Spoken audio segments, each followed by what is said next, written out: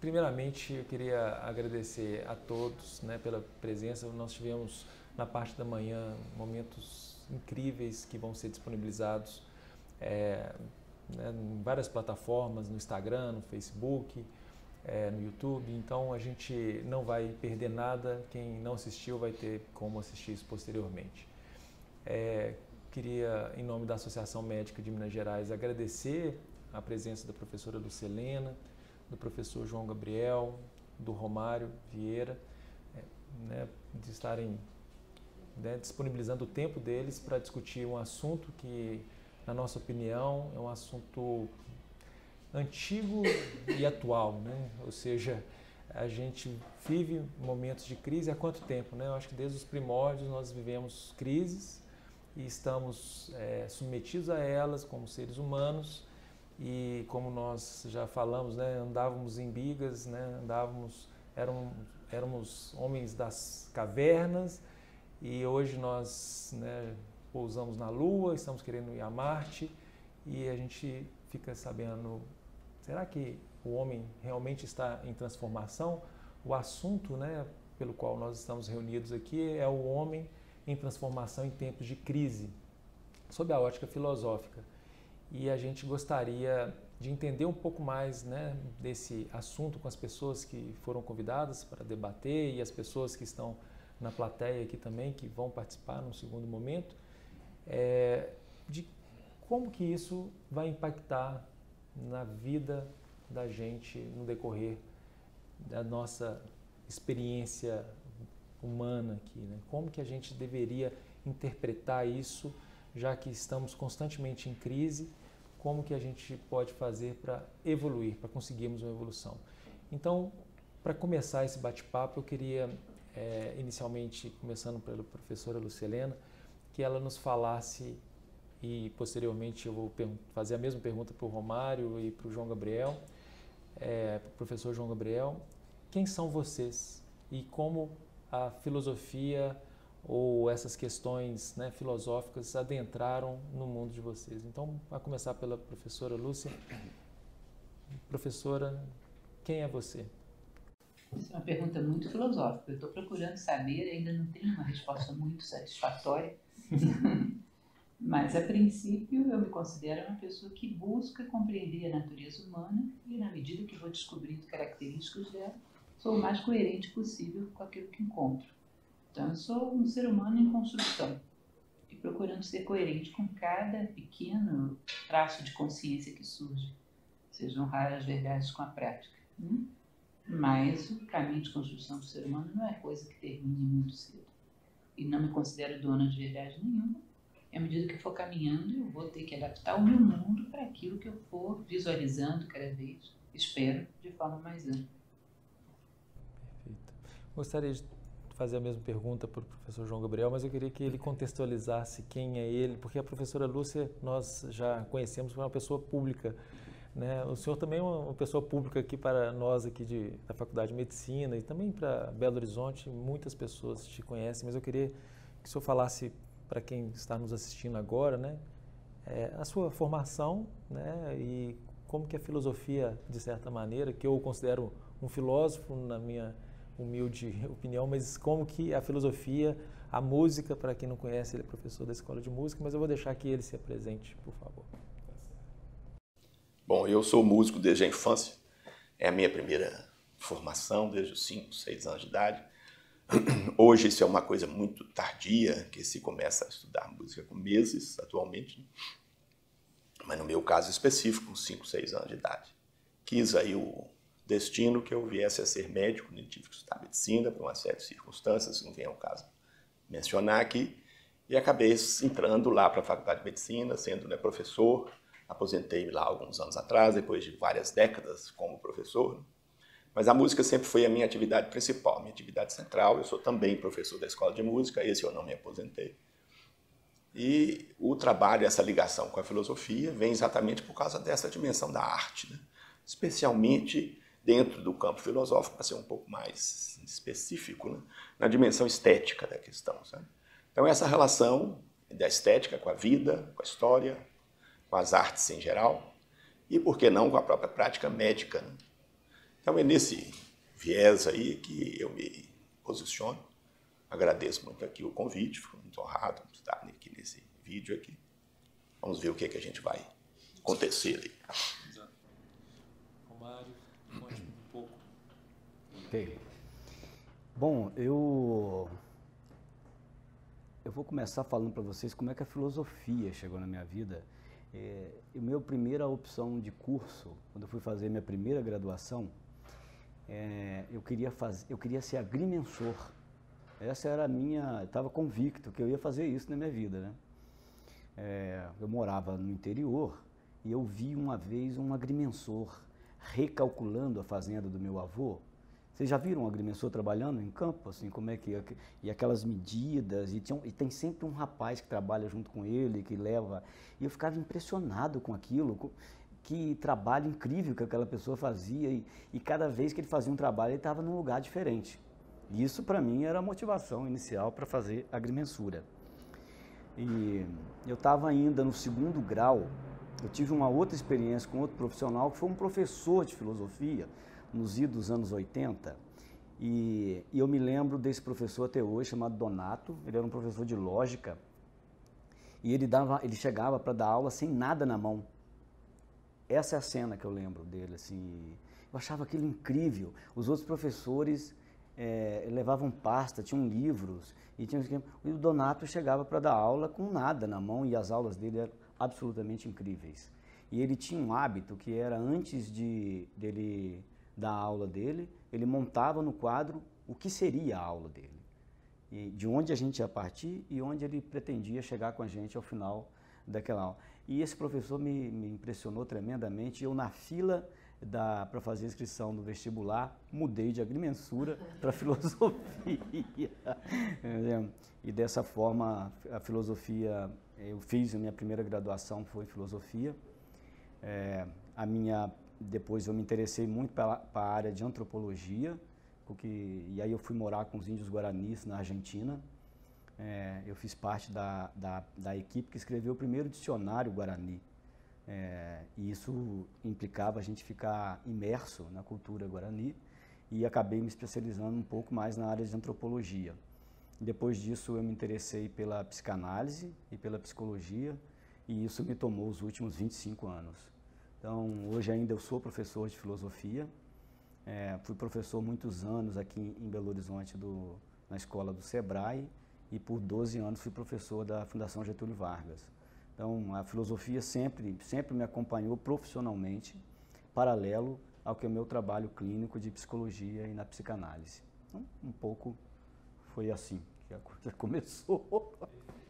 Então, nós temos aí um quarteto, né? Eu também vou me apresentar. Eu sou médico, sou cardiologista, e me interessei pela filosofia no decorrer das dificuldades da vida, né? Ou seja, como diz o Guimarães Rosa, que a gente tanto gosta, que o sapo ele não pula não é por boniteza, ele pula por precisão, ou seja, porque precisa. Então a filosofia surgiu na minha vida por precisão. E acredito que a gente discutiu isso muito na parte da manhã, sobre como que essa precisão acaba induzindo a pessoa a evoluir e tentar buscar a evolução, né? O universo nos dá algumas dicas, alguns sinais sutis, e a gente não ouve, e aí ele tenta ser um pouco mais enfático. Nós estamos diante de um mundo repleto de conflitos, né? Crises ambientais, crises políticas, guerras civis, um mundo completamente, né, dinâmico, cheio de dificuldades. E a gente poderia pensar, será que nós estamos realmente entendendo que o universo está nos mandando notícias e informações para tentarmos superar essas crises da melhor forma possível? Será que a gente está entendendo esses sinais da melhor maneira possível? Então eu recorro a uma frase do Hermes Trismegisto, que eu gostaria que fosse o pontapé inicial da nossa discussão, que ele diz o seguinte: estás no mundo das coisas, um mundo do vir a ser, e no entanto procuras repouso. Como pode haver repouso num mundo em transformação?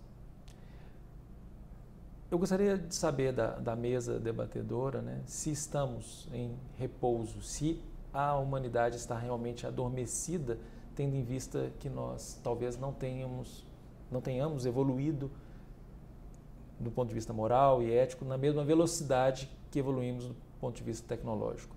Então, gostaria, né, primeiro pela professora Lúcia, estamos em repouso num mundo completamente em ebulição? Estamos dormindo?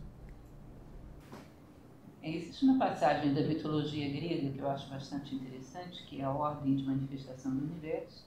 Que primeiro você tem Caos, Uranus, depois entra em Cronos e chega a Zeus como chefe do Olimpo, o maior dos deuses. E eu acho interessante quando a gente para entender o que a mitologia fala a respeito disso, o que ela está querendo nos dizer.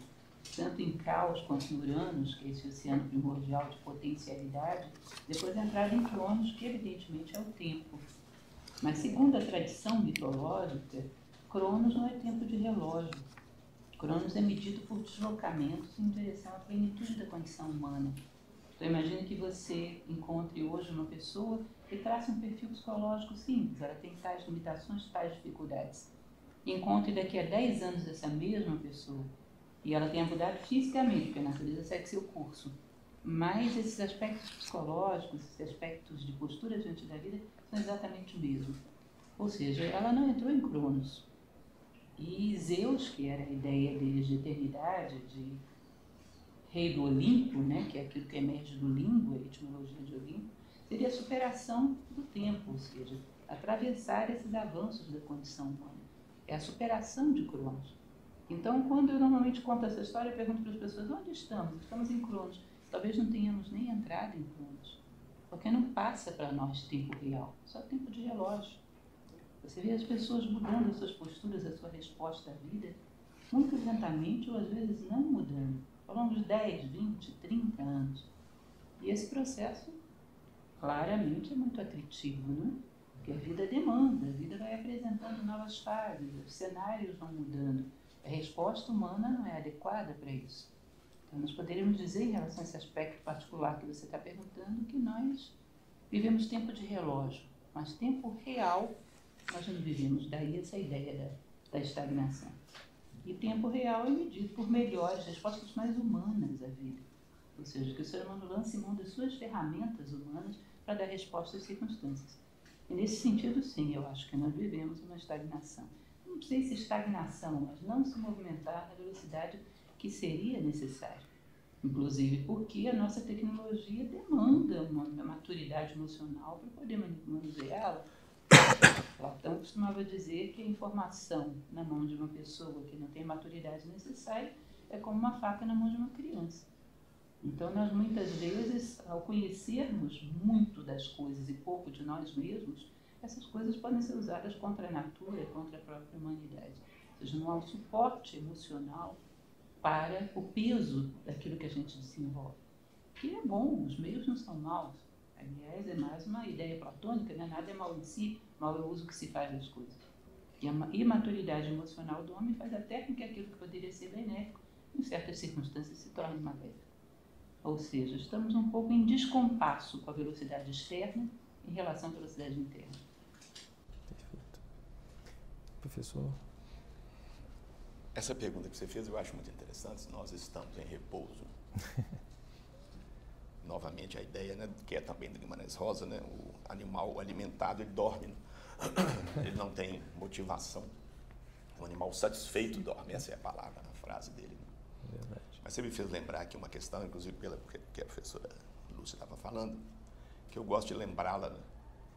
Existe uma formulação muito simples da gente entender a nossa durabilidade, a nossa duração enquanto espécie, se a gente se comparar à suposta duração do cosmos atual. A astrofísica, uma das teorias mais contemporâneas, né, prevê que o cosmos tenha da ordem de grandeza de 15 bilhões de anos, esse cosmos que nós vivemos nele. Como esse número é um número impensável, nós não conseguimos na prática, né? Isso é uma coisa muito curiosa, se a gente contar um número por segundo, 1, 2, 3, 4, 5, um número por segundo. Para a gente chegar de 0 a 1 bilhão, nós gastamos 32 anos. só fazer a conta disso, é uma coisa muito simples. Né? E o cosmos teria 15 bilhões de anos. Como isso é incompreensível, se a gente fizer para uma regra de 3, transformarmos 15 bilhões de anos em um ano, a gente observa algumas coisas interessantes. Né? O planeta Terra surgiu no dia 1º de outubro desse ano cósmico. Quer dizer, todos os meses, nós fôssemos nesse ano que nós estamos, nele a Terra existiria há poucos dias. Né? A vida, não a vida humana, nem vida complexa, mas a vida, no seu sentido mais elementar, surgiu no dia 29 de outubro desse ano. Os peixes, eu não tenho exatamente aqui comigo os dados, mas surgiram no finalzinho do ano, ali pelo dia 29 de dezembro.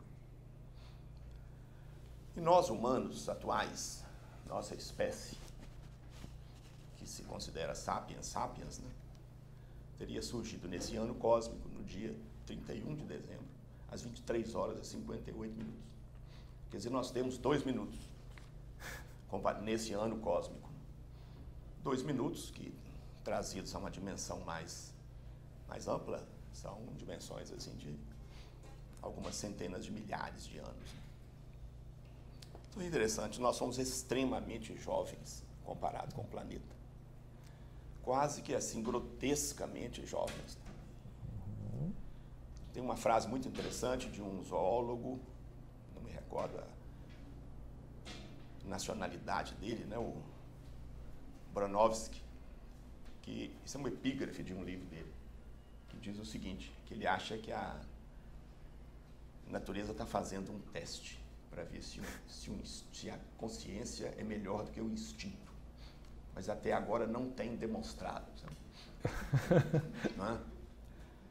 Isso é bem interessante, quer dizer, a gente tem às vezes a impressão de que nós vivemos assim, não sei se 1 milênio, 1000 anos, estamos em crise, tantos 1000 anos, não significa absolutamente nada numa dimensão cósmica. Né? Estamos mesmo, nós somos extremamente jovens, né? A consciência é muito jovem. E acho que a tendência que nós temos, todos os seres satisfeitos dormem. Então é preferível a gente buscar o repouso, porque o resto dá um trabalho danado.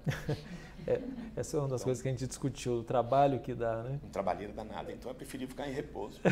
Vou fingir de morto, não é comigo o problema. Não. Eu me lembro antes de entrar, pode concluir, né? Mas quando eu era bem jovem, as 2 coisas que eu pedia, né? Eu tinha 5, 6 anos, falei assim, me dê sabedoria e saúde. Aí assistindo alguns programas falam, se você pediu sabedoria, você vai ter muitos problemas. Porque para ter sabedoria tem que ter muito problema para se tornar sábio. E, ou seja, os problemas nos tiram da inércia, né? Então, talvez por esse lado, eu fico imaginando que o repouso é muito convidativo mesmo, porque apesar dos problemas, a gente continua. Tem uma frase muito interessante do Eclesiastes, da Bíblia, né? Que diz muito saber, muito sofrer. Exato. Isso é. Então é preferível não ter, né? É mais prático. Verdade. Romário. Bom, eu quero pensar com vocês essa questão, se a gente está em transformação ou não, o humano propriamente, com 2 autores que eles, da filosofia, que eles não têm muito consenso, não, que eles estão em extremos. Um é o Platão, o outro é o Nietzsche. O Platão, no meu entendimento, ele causou um estrago tremendo na forma como nós pensamos a vida, com todos os méritos, né? Ele tem uma obra importante chamada Timeu, onde ele discorre sobre o conceito de tempo e criou uma oposição para esse conceito, que é o conceito de eternidade. E, de fato, o entendimento do Platão, nós estamos no tempo, e o tempo é o lugar da imperfeição, da incompletude. E o lugar da perfeição é a eternidade, de forma que o tempo onde nós estamos é um tempo para você lapidar as suas imperfeições, praticar suas virtudes, para você alcançar a eternidade. Quando eu digo que ele causou um prejuízo, é porque, fazendo um salto enorme da interpretação dessa ideia do Platão, as nossas coisas materiais, cotidianas, simples, elas ganharam, a partir da filosofia de Platão, uma conotação extremamente negativa, como se elas não tivessem importância e não fossem valoradas o quanto deveria. Como é a vida cotidiana de todos nós. Ela é feita de coisas simples, banais, ordinárias. É assim que é a nossa vida. O problema é que se você segue essa ideia de Platão, você mesmo entra em conflito, porque você fica se cobrando algo perfeito e ideal que está, então, nessa ideia da eternidade, ou seja, fora do mundo, propriamente. Né? Me permite, antes de falar do Nietzsche, em Santo Agostinho, essa ideia de Platão passou a ter uma compreensão um pouco diferente. Nas minhas leituras sobre o conceito de tempo, é Santo Agostinho quem introduz uma concepção positiva sobre o tempo. Na medida que, no entendimento de Santo Agostinho, o tempo é onde você tem chance de desenvolver a graça para merecer o reino. E aí o que você faz passa a ter um valor positivo. Então, com Santo Agostinho, nós começamos a olhar para a temporalidade como uma certa virtude. A ideia do livre-arbítrio é que você, então, é que vai saber o que fazer com esse tempo e de que forma que você vai gerar as mudanças e as transformações que você precisa. Né? Não é essa a opinião do Nietzsche, por exemplo, um autor realmente que inaugura o século XX e radicaliza com o pensamento filosófico, com um conceito complexo ao extremo. Pelo menos eu nunca conheci alguém que de fato domine o conceito do Nietzsche chamado eterno retorno, que é a ideia dele de que de fato nós estamos girando em torno do mesmo eixo e a gente não consegue se deslocar desse eixo, e aí ele brinca, assim, isso é o destino de um humano. Por mais que a gente crie amuletos para nos enganar de que a gente está indo em direção a alguma coisa, de fato nós não estamos vindo de lugar nenhum e não estamos indo para lugar nenhum. Portanto, cabe ao humano ficar preso dentro da tragicidade da vida e não projetar uma experiência para fora dela, porque aí você pegaria a ideia do Platão e aí talvez a gente tenha que ir para Marte mesmo, reinventar a vida. Essa ideia de que nós estamos indo adiante e tal. Né? Então, o Nietzsche tem uma passagem, uma metáfora, né, num livro dele chamado Gaia Ciência, onde ele pede que você imagine que essa noite um anjo vai aparecer nos seus sonhos e vai dizer para você, a partir de amanhã, tudo que você viveu até hoje, você vai viver novamente. Esse é o sonho. E aí o Nietzsche sugere, avalie se você está disposto a viver de fato tudo o que você viveu até hoje e talvez isso gere em você um movimento e um desejo de fazer outras escolhas na vida, mas não para ficar fora dela, mas para fazer a sua vida diferente. Né? Então, nós temos, na história da filosofia, nós temos interpretações muito distintas e que afetaram a forma como ocidentalmente nós pensamos de maneira muito radical. O que eu entendo é que nós recebemos essas informações de maneira muito confusas, porque nós não somos gregos, nós não somos essa coisa racional, idealizada, lógica, clara dessa forma. Boa parte da nossa herança é egípcia, é oriental, então a gente acredita de forma egípcia e pensa de forma grega. Isso cria uma confusão extrema na forma como a gente pensa e dificulta entender se de fato a gente está construindo transformações ou não. Eu tendo a pensar que a gente circula, na maioria do tempo, como o Nietzsche previu, em torno do próprio rabo, propriamente. Né?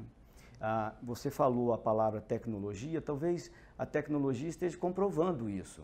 Com a robótica, a cibernética, né, que são processos de automação, e eles estão colonizando espaços cada vez mais que eram espaços criativos do humano. E se a gente olha os processos macros, sim, a vida está se tornando cada vez mais um ciclo repetitivo, né?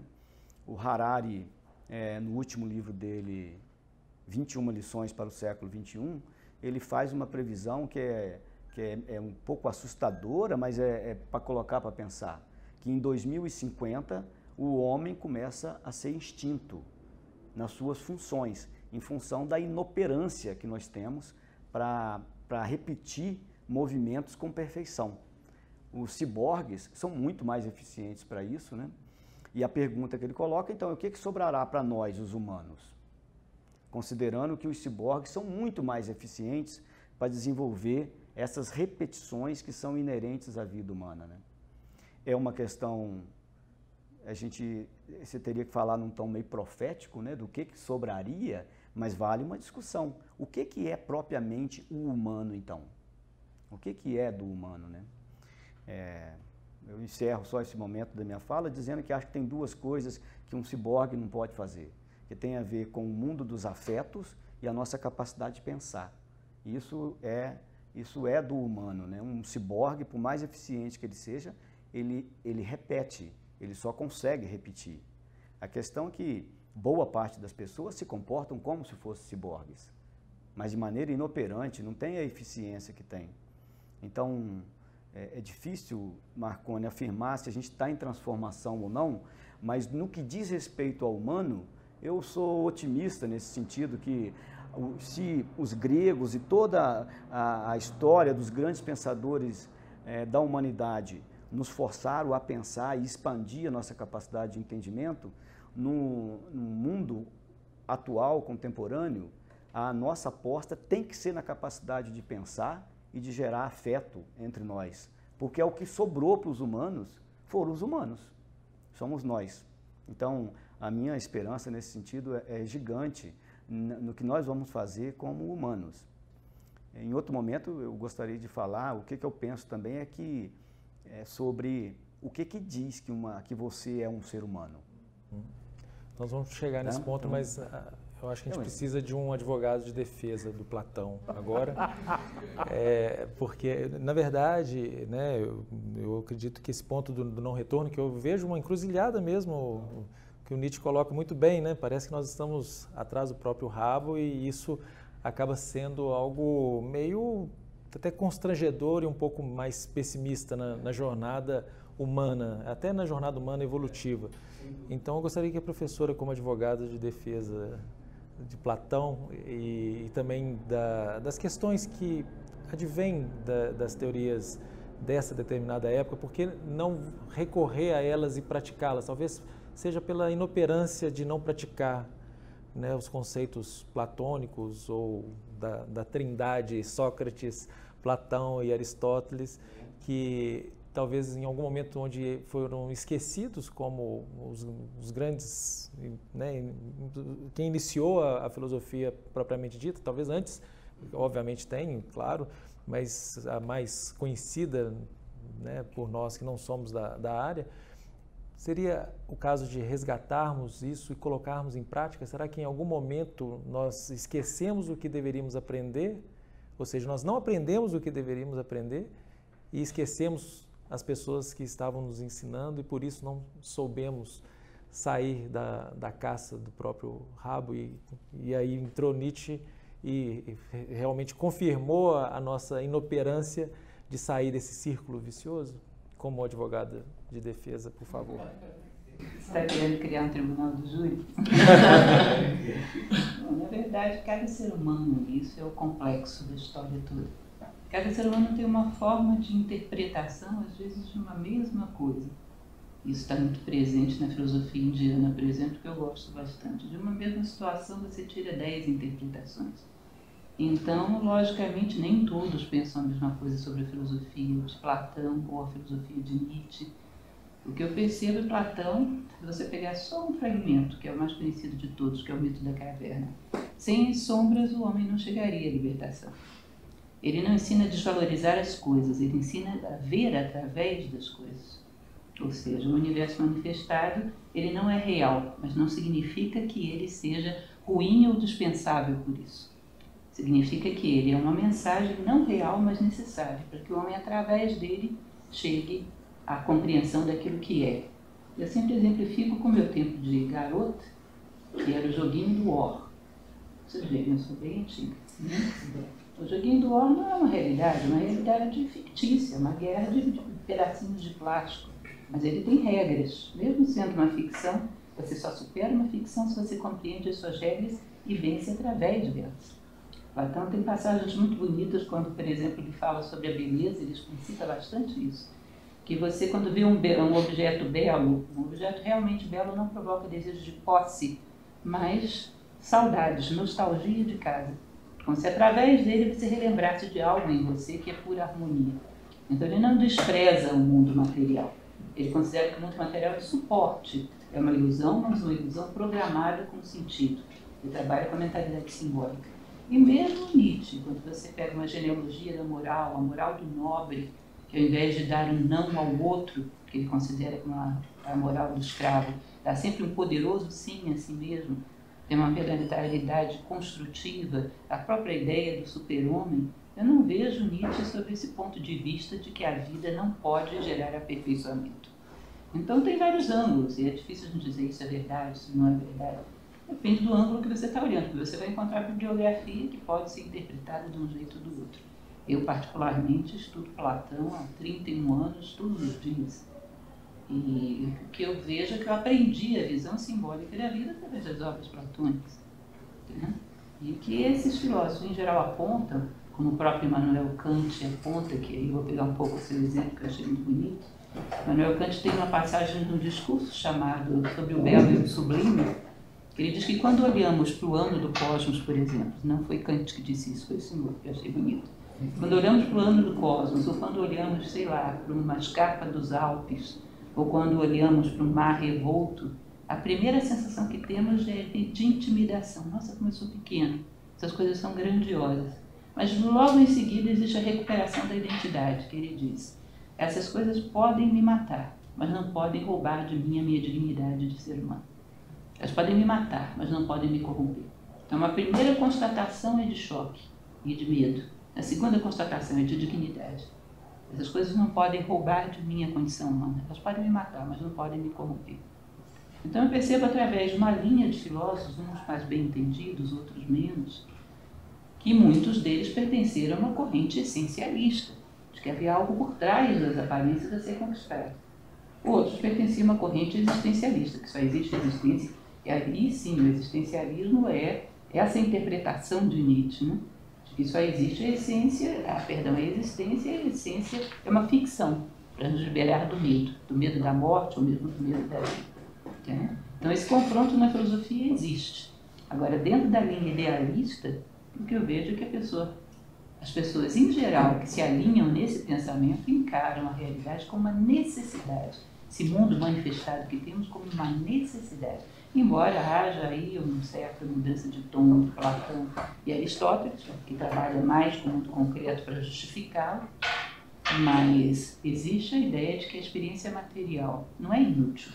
Ela é um passaporte para algo que é mais real. Porque, como dizia Parmênides e os pré-socráticos, as coisas que são não podem deixar de ser nem no tempo nem no espaço. Então, aquilo que é real pertenceria a uma dimensão não corruptível. Enquanto as coisas corruptíveis são ilusórias, exatamente porque passam, mas não são inúteis. Você vê através delas, e através delas vê a si próprio. Né? Isso seria a ideia, fundamentalmente, do que eu compreendo, tanto da obra de Platão quanto da obra de Nietzsche. Importante que tem que ser falada, né, é a precocidade com que essas informações filosóficas chegam ao nosso conhecimento. E o que a gente tem visto no Brasil e talvez até no mundo é uma desvalorização da filosofia. Pelo menos aqui houve uma desvalorização formal, né, que a filosofia talvez não fosse nem ensinada nas escolas ou que não fosse mais uma disciplina. No mundo em transformação, onde as pessoas não são estimuladas a pensar, né, desde cedo, ou seja, eu estou falando das crianças, estou falando dos adolescentes, estou falando de pessoas que vão formar, né, as cidades, vão formar os países, e o que a gente vê é que isso talvez tenha toda a relação com o estado de desenvolvimento da civilização, que muitas vezes recebe a informação, mas não transforma aquilo em conhecimento, ou que recebe uma informação, mas não sabe o que fazer com ela. Então, a gente pode dizer que nós temos países de primeiro mundo que são muito organizados, mas que existe também um índice de suicídio grande, como nós falamos na parte da manhã, onde o índice de satisfação não é tão grande, embora a pessoa tenha, né, do ponto de vista econômico tudo, e do ponto de vista de informação, tem muita informação e pouca satisfação. Hoje a filosofia, ela precisa ser mais falada. Parece que ela voltou um pouquinho à moda, vamos dizer assim, o que é até perigoso em alguns aspectos, porque podem simplificar algo ou tornar uma coisa complexa, superficial.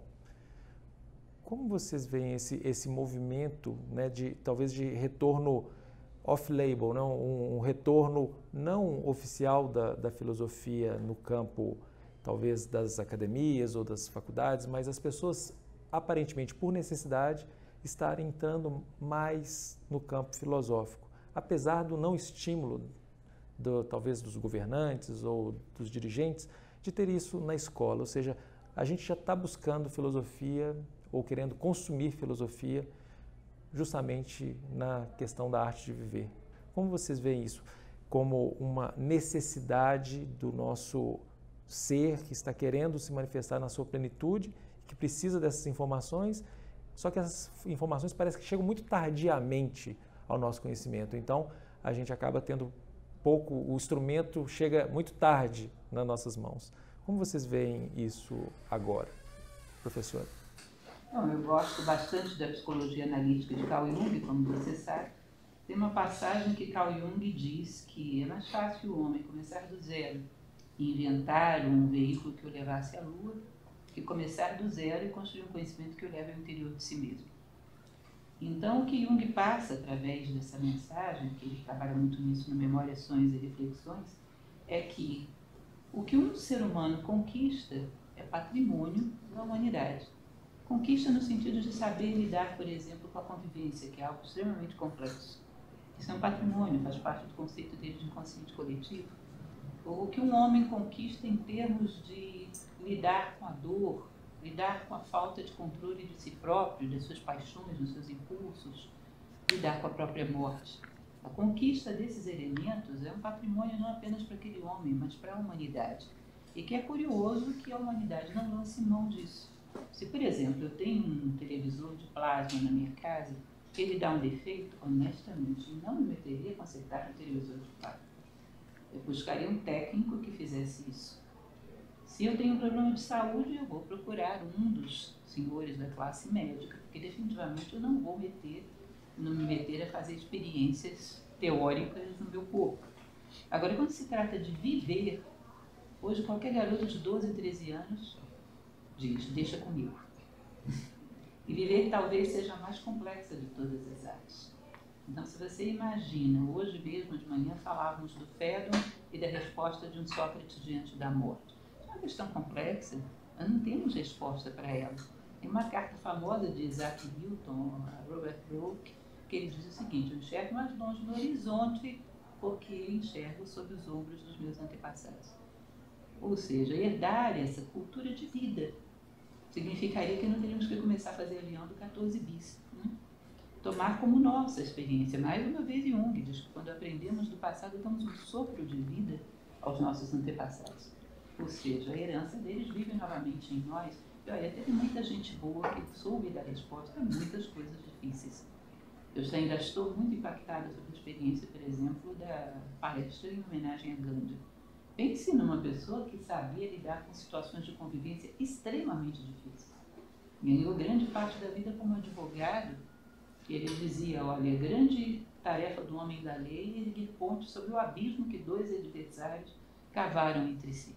E fazia coisas prodigiosas em termos de convivência.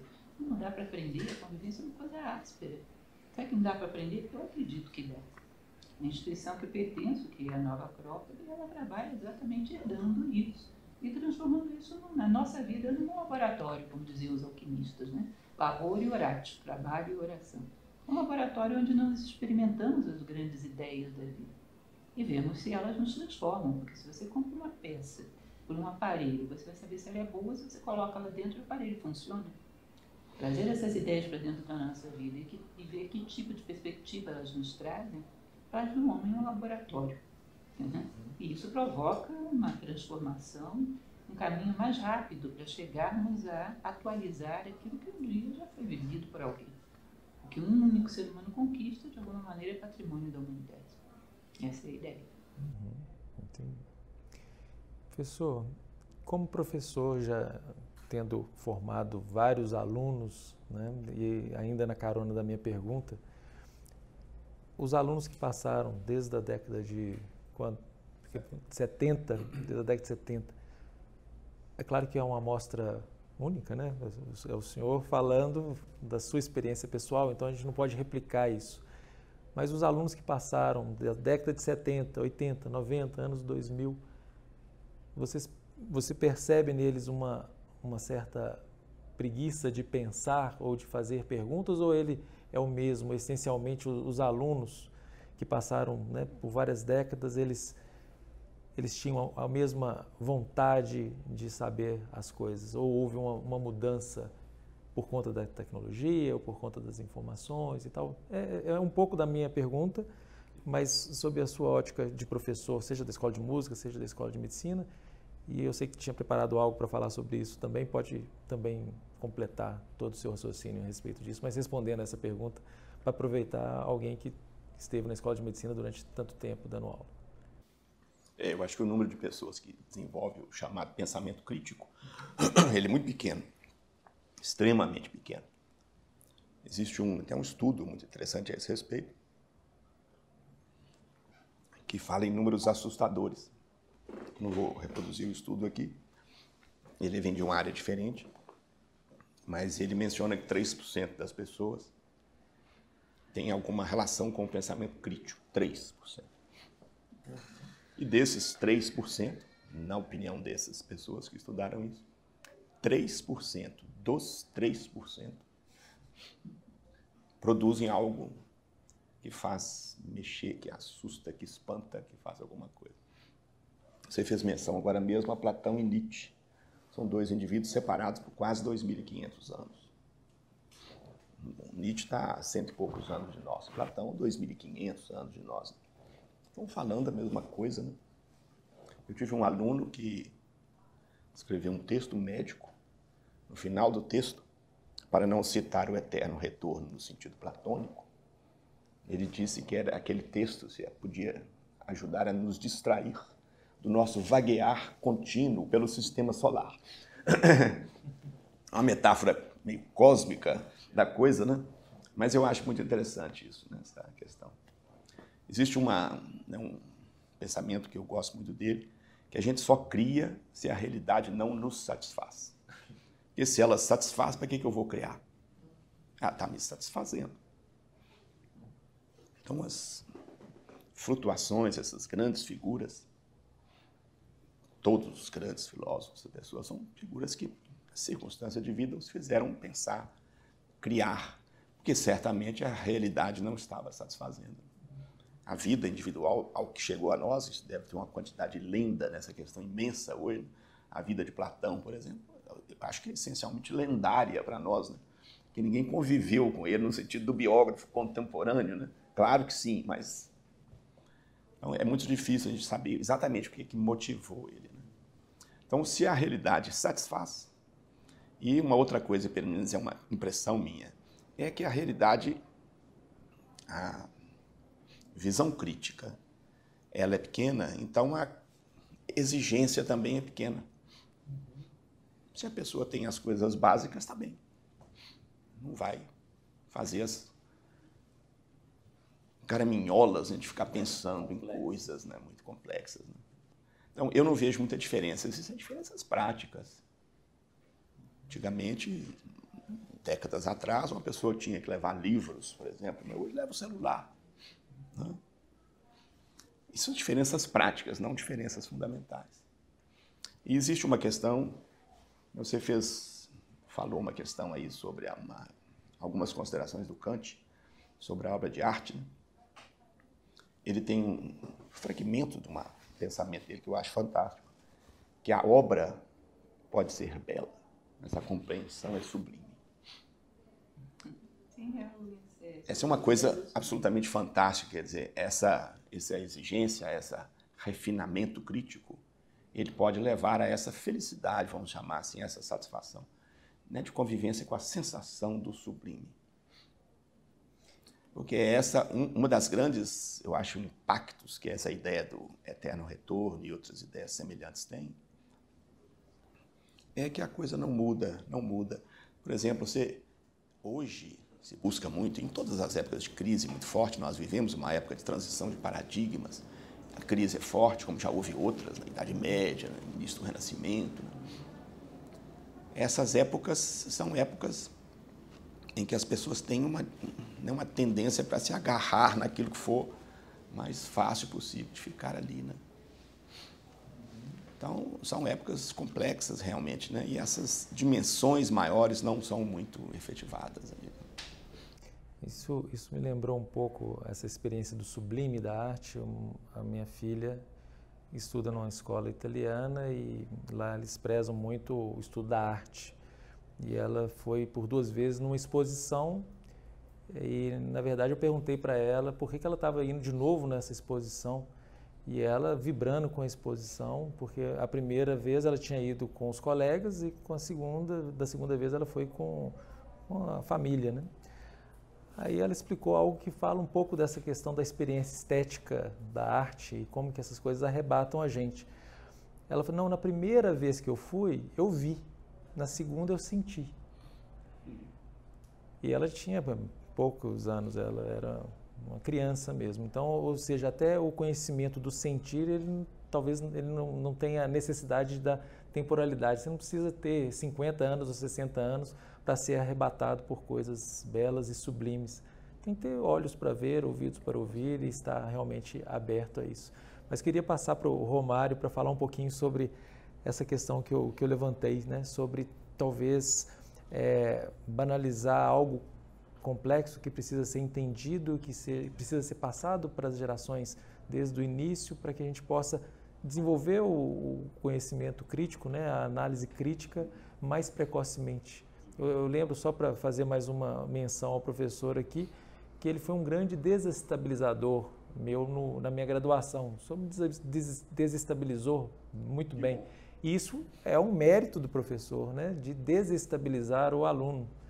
E essa desestabilização faz com que a gente procure um novo ponto de equilíbrio ou de harmonia. Então, passando por Romário, como desenvolver esse espírito crítico? Eu quero falar para vocês um pouco a partir dos 27, 26 anos, ensinando filosofia. Como diz o Kant, isso é impossível. Mas você tem que tentar, né? O Kant, ele no século XVII, ele concluiu que só 3 coisas restaram à filosofia. E ele escreveu para essas 3 coisas 3 obras magníficas que são as críticas dele. Crítica da razão prática, crítica do juízo e a crítica da razão pura. Então, restava à filosofia, posterior ao desenvolvimento do pensamento científico, responder o que é o conhecimento, como é que a gente conhece, para que a gente conhece, como é que se desenvolve esse conhecimento. A outra resposta é ser capaz de dizer o que é a beleza. Isso é de domínio exclusivo da filosofia, falar sobre isso, construir possibilidade de uma hermenêutica, né? E a terceira, a mais complexa dela, como é que a gente deve viver. Como é que a gente deve viver. Então, que é a moral, propriamente, né? E eu particularmente penso que essas 3 questões do Nietzsche ainda elas são extremamente atuais e do ponto de vista filosófico é o que interessa falar delas.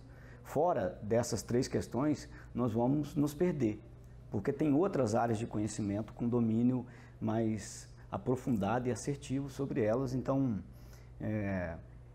o ensino da filosofia está nessa tentativa de responder a essas 3 questões.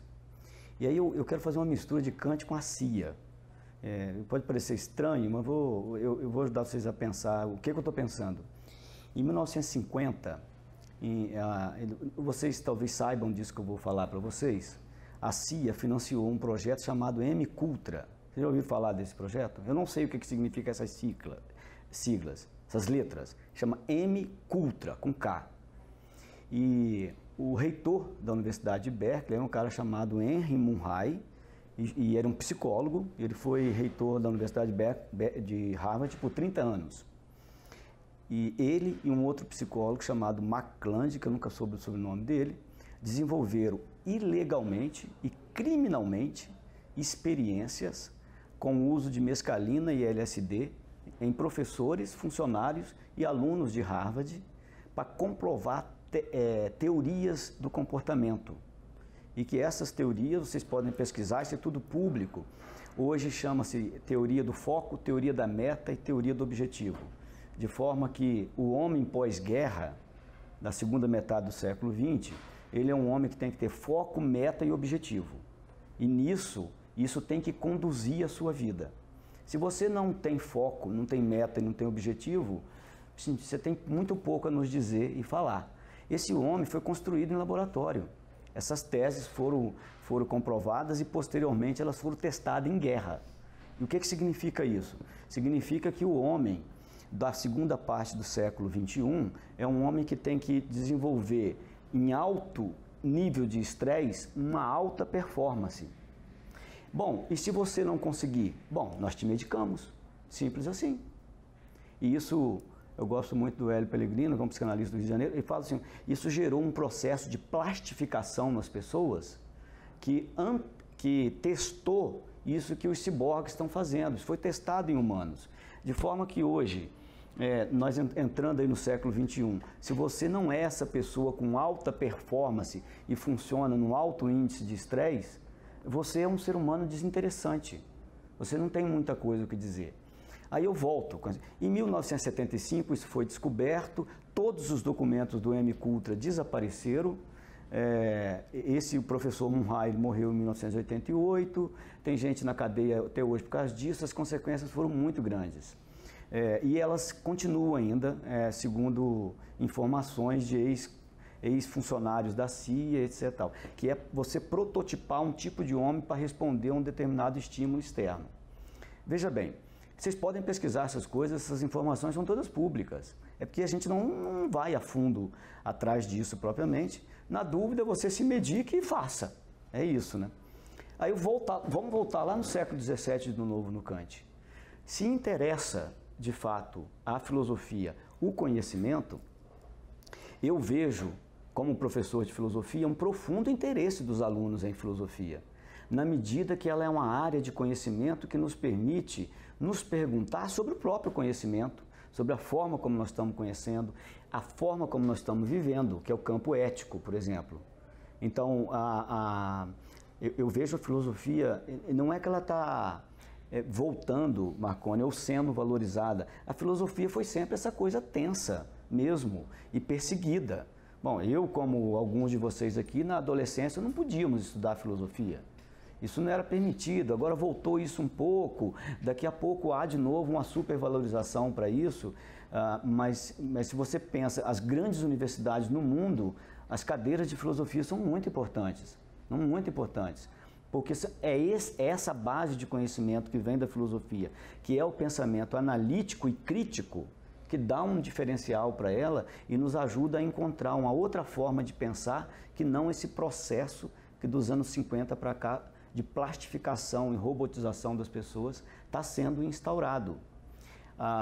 Um último comentário, teve um aluno de Harvard, ele ficou muito conhecido, ele entrou para Harvard com 16 anos de idade.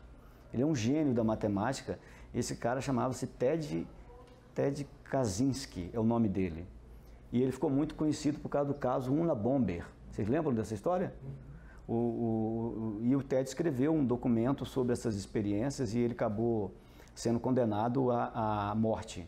Nos Estados Unidos, os advogados dele conseguiram reverter isso e ele foi condenado agora à prisão perpétua. Se eu não me engano, ele está na penitenciária de Oklahoma, porque ele denunciou esse modelo. Eu só estou falando do Ted porque, na previsão dele, a principal consequência desse modelo comportamental massivo seria o dano ao meio ambiente, porque esse projeto tinha como objetivo transformar o homem nisso que a gente chama de hoje o consumidor. Então, e se você consome, tem que ter uma fonte de onde isso que você consome vem. De onde que é essa fonte? É da natureza. É da natureza. E, de novo, nós estamos aqui, se vocês olharem no nível macro, do homem em oposição à natureza. Claro que eu vejo a filosofia como o campo do conhecimento capaz de questionar e fazer pensar isso. E nesse ritmo, de fato, a vida humana ela corre muito risco, porque não vamos ter recursos para sobreviver. Nós somos filhos da natureza, nós não somos filhos de outra coisa. E aí, ou a gente defende e cria mecanismos de interpretação e práticas que protejam a vida na raiz dela, ou a vida humana vai ficar muito difícil. E acho que a filosofia, nesse sentido, tem uma grande contribuição a dar, na medida que ela nos permite pegar esses grandes teóricos e atualizá-los na mente dos jovens. Filosofia tem que ser cedo na vida, tem que ser para jovem, que é quando a gente faz revolução e muda, e passa a ter coragem de mudar as coisas. Mas aí isso incomoda. Essa tensão sempre existiu, eu não acho que ela vai se amenizar em breve, isso só vai se intensificar.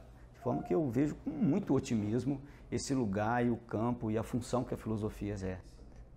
Nesse processo um pouco que acontece, né, de desumanização e dessensibilização do ser humano, do ponto de vista de transformá-lo num consumidor, eu vejo isso na prática clínica, onde o paciente senta querendo já um antidepressivo. Ele já senta porque o amigo toma uma sertralina ou algum outro remédio e ele quer saber se ele pode tomar porque a vida está muito difícil.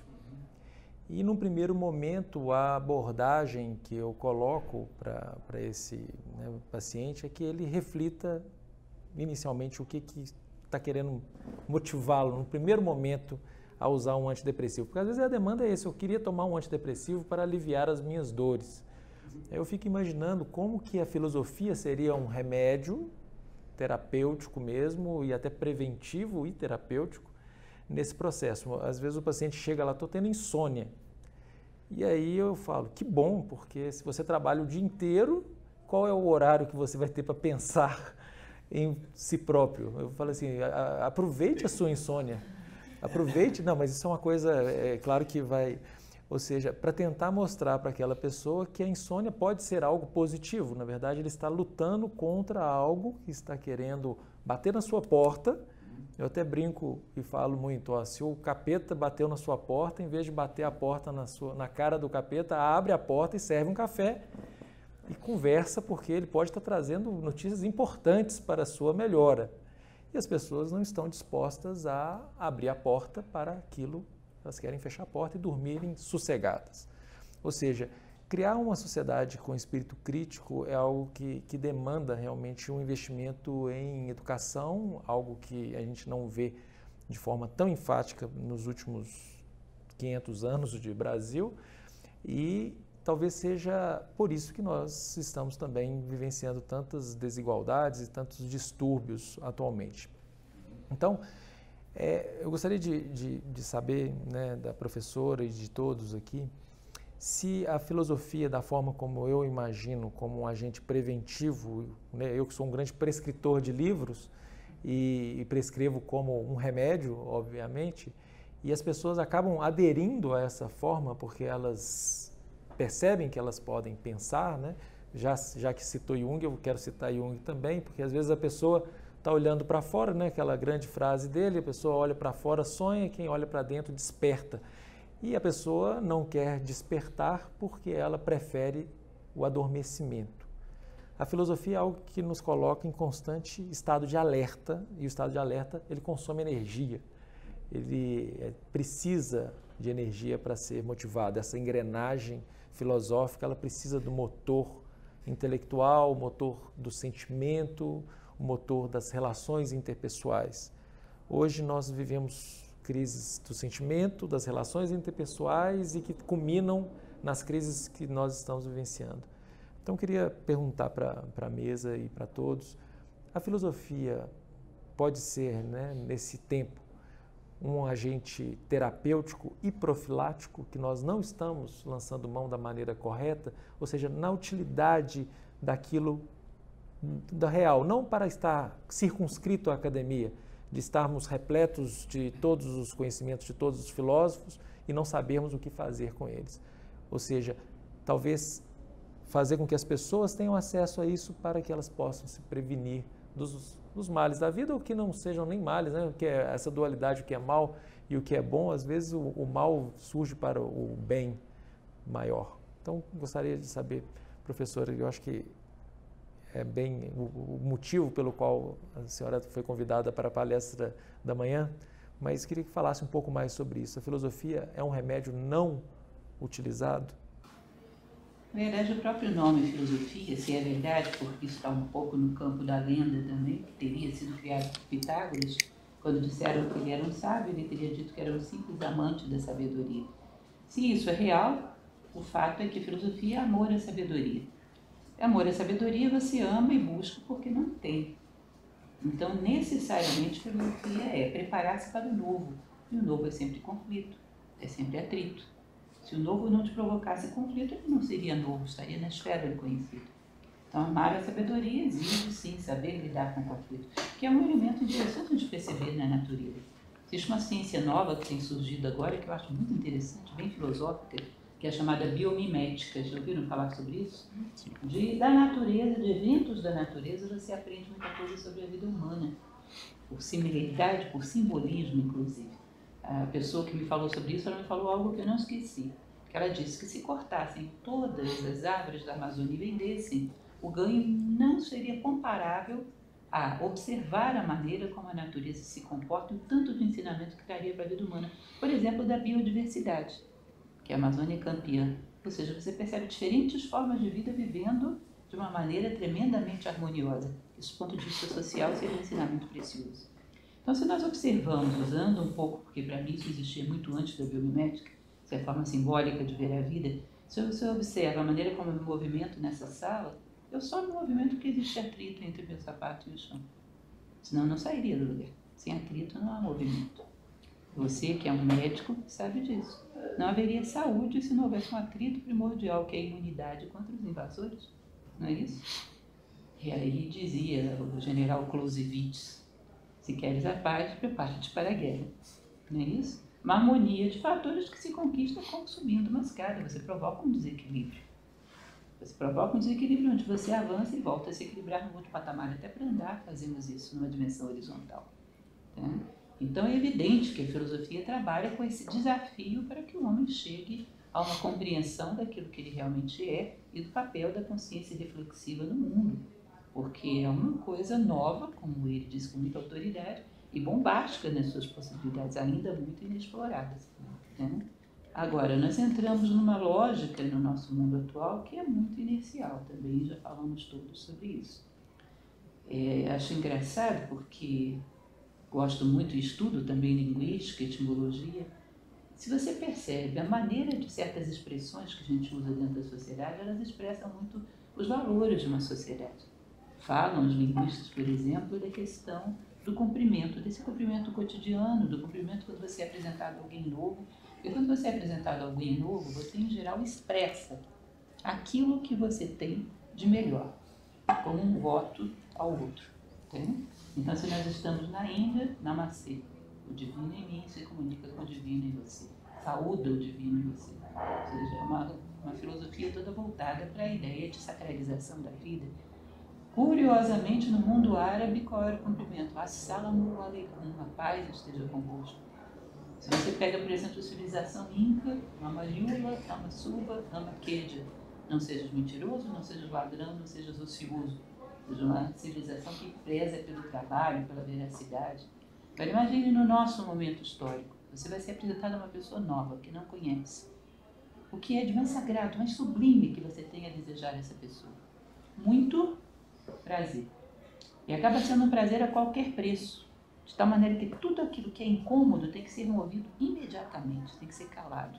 E como você falou, às vezes o incômodo é o nosso melhor visitante. É aquele ditado popular bem mineiro, né, que a necessidade faz o sal popular.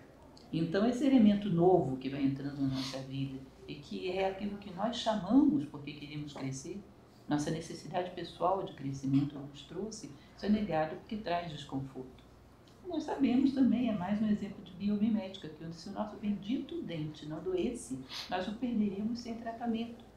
Se alguma coisa incomoda, porque ali há uma sinalização de algo a ser aperfeiçoado. Mas uma sociedade que eu não sou contra o poder, eu não sou contra o prazer, não sou medieval. Acho que o prazer faz parte da vida. Agora, quando você o coloca como meta, é o prazer a qualquer preço. E o prazer a qualquer preço desumaniza, brutaliza, já fez barbáries na história. Já houve muita sordidez na história às custas do prazer a qualquer preço. Então, quando você considera que a realização humana como tal, ou seja, o humanismo é o objetivo, aí sim o prazer e a dor todos são pertinentes e dão a sua mensagem. Mais uma vez, aquele filósofo hindu, que citei muito pela manhã hoje, ele dizia que eu trilho o meu caminho em direção à minha humanidade. Se faz uma brisa suave, eu me delicio com a brisa suave. Se faz um sol causticante, eu sofro com o sol causticante. Mas nenhum nem outro me tiram do meu caminho. Agora, mais uma vez, aquela questão que discutimos. É uma pessoa que tem um alvo, ele quer uma realização enquanto ser humano. Quer honrar o seu papel no mundo. Ou seja, da mesma maneira que uma planta se realiza fazendo fotossíntese, sendo a base da cadeia alimentar, o animal se realiza utilizando o instinto de sobrevivência e perpetuação da espécie, ele quer aportar valores ao mundo. A partir do momento que você tem um objetivo de humanização, de completude, você começa a ter habilidade, inclusive, para a escolha de meios, que é um outro assunto que você falava ainda há pouco. Imaginem vocês que eu esteja caminhando em direção a essa parede. Eu pergunto para vocês, não digo aonde eu quero chegar. Pergunto, eu estou no caminho certo ou no caminho errado? Vocês, obviamente, vão perguntar onde você quer chegar. Na parede, está certo. Quero chegar na cadeira, está errado, para lá.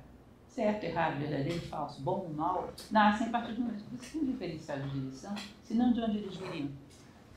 No nosso momento histórico acaba que valores é aquilo que a sociedade contempla como tal, ou seja, uma legalidade temporal, aquilo que é contemplado como tal é valor. Todo mundo acha que a honestidade é isso, então é. Mas não existe uma reflexão que nos coloque acima do senso comum. Essa reflexão nasceria de um sentido de vida humana. Tem uma determinada passagem da República de Platão, que eu acho muito bonita, quando ele conclui a sua construção de uma cidade idealizada, ele diz, vocês perceberam que isso é possível no plano das ideias? Sim, percebemos. Se ela existe no plano das ideias, um dia existirá aqui, mas desde já você pode se sentir seu cidadão. E desde já obedecer às suas leis. Que a partir do momento que nascem cidadãos, um dia nascerá a cidade. Então, essa questão de, em primeiro lugar, o atrito é algo necessário. E o atrito às vezes traz desprazer, mas aquilo que é agradável nem sempre é bom. Em segundo lugar, para termos um critério próprio, o critério nasce da diferença, da relação com o nosso objetivo de vida. Alice no País das Maravilhas tem isso. Qual é a estrada certa? E o gato lá. Quando você quer chegar, menina? Ah, não sei não. Quando eu quero chegar, não sei. Ah, para quem não sabe onde quer chegar, qualquer estrada é certa. Então não tem certo nem errado para quem não sabe onde quer chegar. Não tem um ideal humano. Entende? E basicamente, quando temos esse ideal, dor e prazer, dificuldades, facilidades, tudo é perfeitamente tolerável, inclusive, dependendo do nível de maturidade que vamos desenvolvendo. Marco Aurélio, o imperador estoico, dizia isso: nada acontece ao homem que não seja próprio do homem, ou seja, que não seja necessário para que ele chegue à completude da condição humana. Portanto, é pertinente. Quando nós paramos para lembrar na nossa vida de situações de dificuldade, que elaboramos bem, tratamos bem, nós conseguimos pensar que se não fosse essa situação, não seríamos o que somos hoje. E dependendo do quanto crescemos, dizemos, não foi caro, foi um bom preço. Incorporamos isso como uma experiência positiva. E assim a dificuldade, assim a crise, ela sempre existiu de fato. É claro que os brinquedos com que lidamos hoje são mais perigosos do que os de 1000 anos atrás, isso é inegável. As consequências podem ser piores. Mas crise, o homem vai passar de crise a crise até não ter mais elementos críticos. Ou seja, e não se sabe quando isso acontecerá. Até o momento em que o homem consiga responder à necessidade que o trouxe o mundo, assim como as plantas respondem à sua, assim como os animais respondem à sua. É o momento que ele entra em fluxo. saiba atender e ocupar o espaço que corresponde dentro da natureza. Porque, na verdade, o grande fator de desarmonia é o homem. Parem para perceber. O grande fator de crise é o homem. Nós não precisaríamos, sei lá, se pudéssemos preservar o homem na plenitude da condição humana, não precisaríamos preocupar em preservar a floresta amazônica, urso panda, mico-leão dourado, porque se você tem um homem na plenitude da condição humana, como diz a Bíblia, tudo mais será dado por acréscimo. Então, o problema que a gente tem é mais distinção de homem do que de qualquer outra coisa. Diógenes de Sinope, o cínico, ele entrava todos os dias em Atena com a sua lamparina na busca de um homem. E a pessoa dizia: o que você está fazendo às vezes durante o dia, na água? O que você está fazendo, Diógenes? Estou procurando um homem, mas hoje eu vou embora porque eu não encontrei nenhum. Ou seja, eu acho que hoje, se Diógenes nos emprestasse a sua lamparina, nós saíssemos procurando, talvez tivéssemos mais dificuldade do que ele. Eu garanto para vocês, saiam procurando um homem na plenitude da condição humana e eu vou buscar mico-leão dourado. Eu sou capaz de voltar com os 3, se vocês vão ficar em massa, mas mal que não sou. Certo? Então, se preserva o homem, é provável que tudo seja preservado por acréscimo. E crises vão haver, lógico, porque necessitamos crescer. Não tem coisa mais crítica do que uma escada. E existe um método mais eficaz para você sair de um patamar e chegar no outro. A coisa mais crítica do mundo, você está indo num determinado patamar, no horizontal, está super confortável aquilo. Aí, pumba, bota uma parede na sua frente. Você empreca contra ela, bate, até, quem sabe, no outro patamar. Aí sobe. Aprende? Não. Vai continuar em frente, inicialmente, até bater contra outra parede. Às vezes você despedaça contra essa parede. E não olha para cima. Por isso a importância do aprendizado daqueles homens que souberam resolver as suas crises olhando para cima. Professor. Voltando à sua pergunta, né, original, qual seria o papel que a filosofia teria como elemento desencadeador, com certeza seria espetacular, mas eu sou mais modesto. Sabe? Na prática, se a gente conseguisse incentivar a capacidade das pessoas lerem, por exemplo, já seria uma grande coisa. Sabe? E a gente pode almejar coisas maiores. Né? Por exemplo, eu gosto muito de uma frase do Heidegger, né, que é a filosofia camareira da poesia. Gosto muito dessa expressão. Você falou agora mesmo do Kant, um indivíduo que poucas pessoas talvez conseguiram, de uma forma extremamente complexa, pensar a definição de beleza. Né? O Fernando Pessoa tem um trecho nos seus escritos de estética, né? Que ele diz que beleza é uma coisa que você dá a outra coisa em função do prazer que essa coisa te dá. Isso é tão espetacular, essa definição, né? Que ela nos remete realmente a uma relação muito diferente com a realidade de uma maneira geral. Né? Então seria uma maravilha se a gente conseguisse, claro, se conseguisse o pensamento filosófico, né? Quem sabe, né? Não sei se, né? Voltando àquela reflexão inicial, né? O ser humano é extremamente jovem no cosmos. E como diz, né, o Bronowski, nessa expressão dele, no epígrafe do livro dele, Deus fazendo uma experiência, assim é o epígrafe, abre aspas, né? Deus está fazendo uma experiência para ver se a consciência é melhor do que o instinto e até agora não tem mostrado. Né? Então, o jovem, a gente não sabe lidar com essa questão. Né? Isso que você falou, né? O homem em fluxo, acho que está longe ainda, assim. Isso é impensável a distância disso, né? Como um animal. Apesar de que os poetas ajudam muito a gente. O Manuel de Barros tem um poema onde ele fala que ele viu, né, uma lesma pregada na existência, mais do que na pedra. Isso é muito contundente, né? Porque a lesma está em fluxo. Ela está na existência, literalmente, né? Vivendo como lesma. Qual que é a função dela, né? Temos nosso colega aqui da universidade, né, o professor Nelson Vaz, ele escreveu uma pequena crônica, onde ele escreveu assim: goiaba, goiabeira. E a neta dele pegou aquilo e falou: não, vô, é goiaba, goiabada. Não, ele falou: não, porque esse goiaba é do verbo goiabar. Ele está chegando diante de uma goiabeira e falando com ela: goiaba, goiabeira. Porque o que é? goiabeira sabe fazer, ela sabe goiabar. Então, nós, por exemplo, podemos comer o fruto, podemos ficar na sombra dela, tudo é função do ato de goiabar. Né? Então a lesma é lesma, não é? Lesma. E o ser humano não, ainda não. Ainda não Nós está. estamos perdidos aí, né? Não. Não está. Seria uma maravilha. As criancinhas, sim. Né?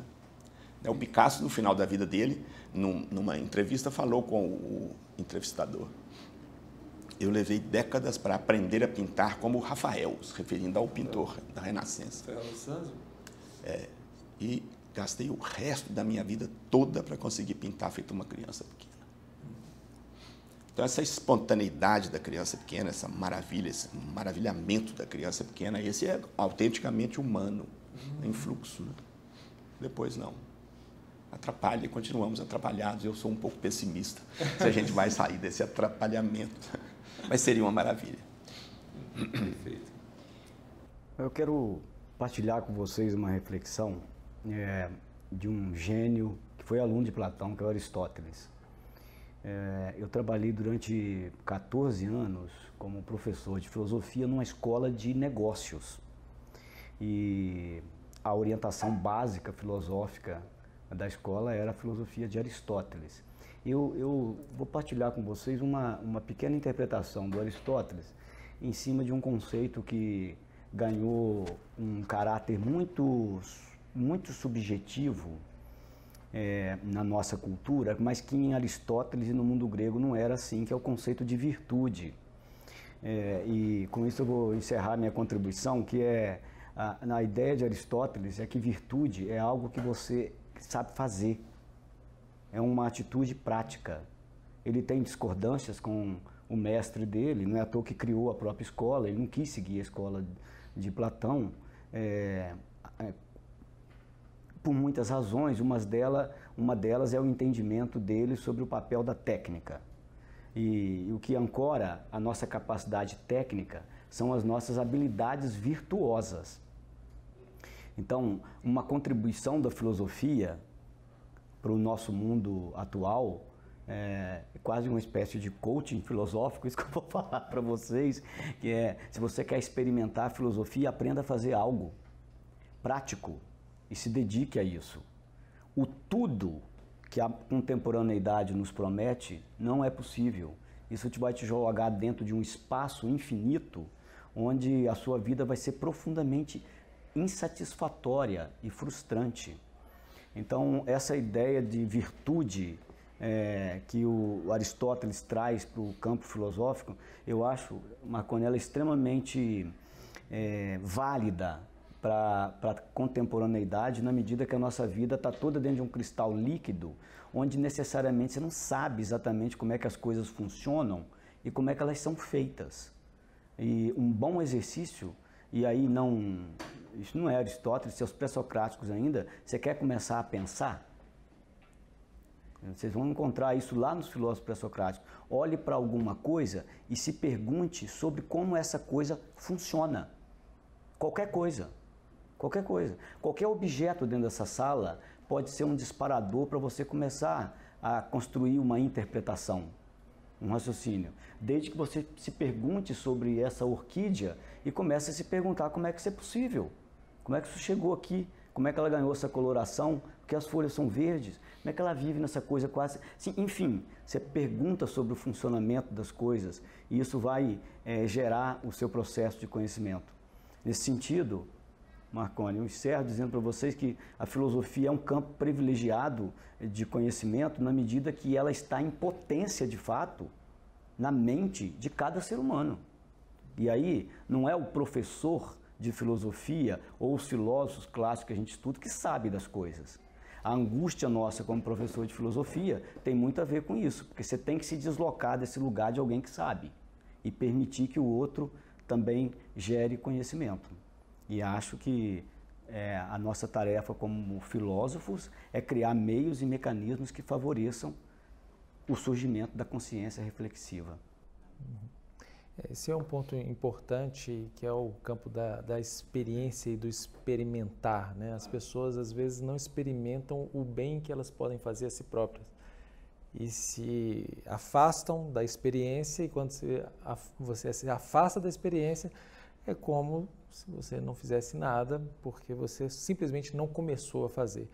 Existe uma frase de um filósofo que a gente preza muito, que é o Emmanuel, que ele fala que a disciplina antecede a espontaneidade. Ou seja, então essas pessoas que fossem capazes, né, de experienciar de forma até disciplinada inicialmente uma determinada ação, com o tempo aquela ação se tornaria espontânea. Mas como ela nunca começa, aquela modificação, aquela transmutação, aquela transformação acaba nunca acontecendo porque ela nunca começou. Por isso que eu acho muito importante prescrever livros e fazer com que as pessoas, eu falo assim, ó, se você quer mudar, eu te recomendo inclusive mudar a marca de sabão em pó, pasta de dente, roupa, o supermercado que você faz compra. Ele falou, mas por que isso, doutor? Eu falei, para te lembrar que você está querendo mudar. Porque se você está querendo mudar, lembre que você vai mudar nas pequenas coisas. Aí a pessoa fala, antes eu usava uma marca de creme dental, agora eu uso outra. E aquilo acaba sendo uma forma dela reforçar pequenas mudanças que vão se transformar em grandes mudanças. Então, isso basicamente você está repetindo Aristóteles. Se você quer gerar transformação, faça algo. Faça algo, pratique a sua virtude. Caso contrário, você vai ficar mais de 2.500 anos refletindo sobre isso. Propriamente, né? Então, nesse tempo de transformação, o que a gente precisa de ação, né? Talvez do amor em movimento, porque eu acho que ele que é uma ação pensada, refletida. Exatamente. Né? O motor de tudo, eu acho que está nesse sentimento que as pessoas estão dessensibilizando, e por isso que essa busca frenética seja por remédios para controle de déficit de atenção ou mesmo a depressão. Há alguns escritores que falam, alguns pensadores que falam que a população ela não está deprimida, ela está distraída. Ou seja, e aí você dá um remédio, claro que existem indicações formais de se dar remédios antidepressivos, remédios voltados para déficit de atenção, não estou falando que em todos os casos isso é errado, mas existe uma tentativa de transformar isso numa regra. E transformar isso numa regra é capaz de nós desenvolvermos outros problemas adicionais ao problema original. Então, depois desse discurso filosófico que a gente passou nessa primeira hora, a gente queria também fazer a parte das perguntas, e a gente tem uma plateia muito especial aqui para fazer algumas perguntas. Eu gostaria de dar a palavra à Luciana para que ela faça a primeira pergunta. Obrigada por essa mesa. Eu estava pensando na abertura, a gente estava falando sobre esse homem em tempos de crise. E no decorrer do debate, eu fiquei me perguntando, será que a mesa completaria alguma coisa se a gente fizesse a abertura falando-se sobre esse homem em tempos de oportunidade? Vocês acrescentariam alguma coisa?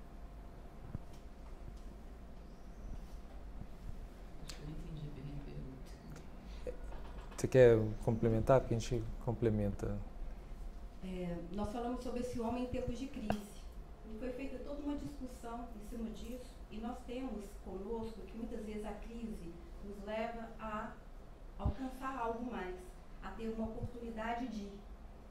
Mas nem sempre a crise nos dá essa visão de amplitude, de possibilidades. E para a gente poder sair um pouco daquele lugar aonde a gente fica estagnado, porque a crise às vezes paralisa as pessoas. E no debate de vocês eu pude perceber que é possível extrair nesse tempo de crise também a ideia de possibilidade. Então, dentro dessa perspectiva, se vocês trariam algo a mais para esse homem que seria um homem que está vivendo em tempos de oportunidade, numa outra perspectiva.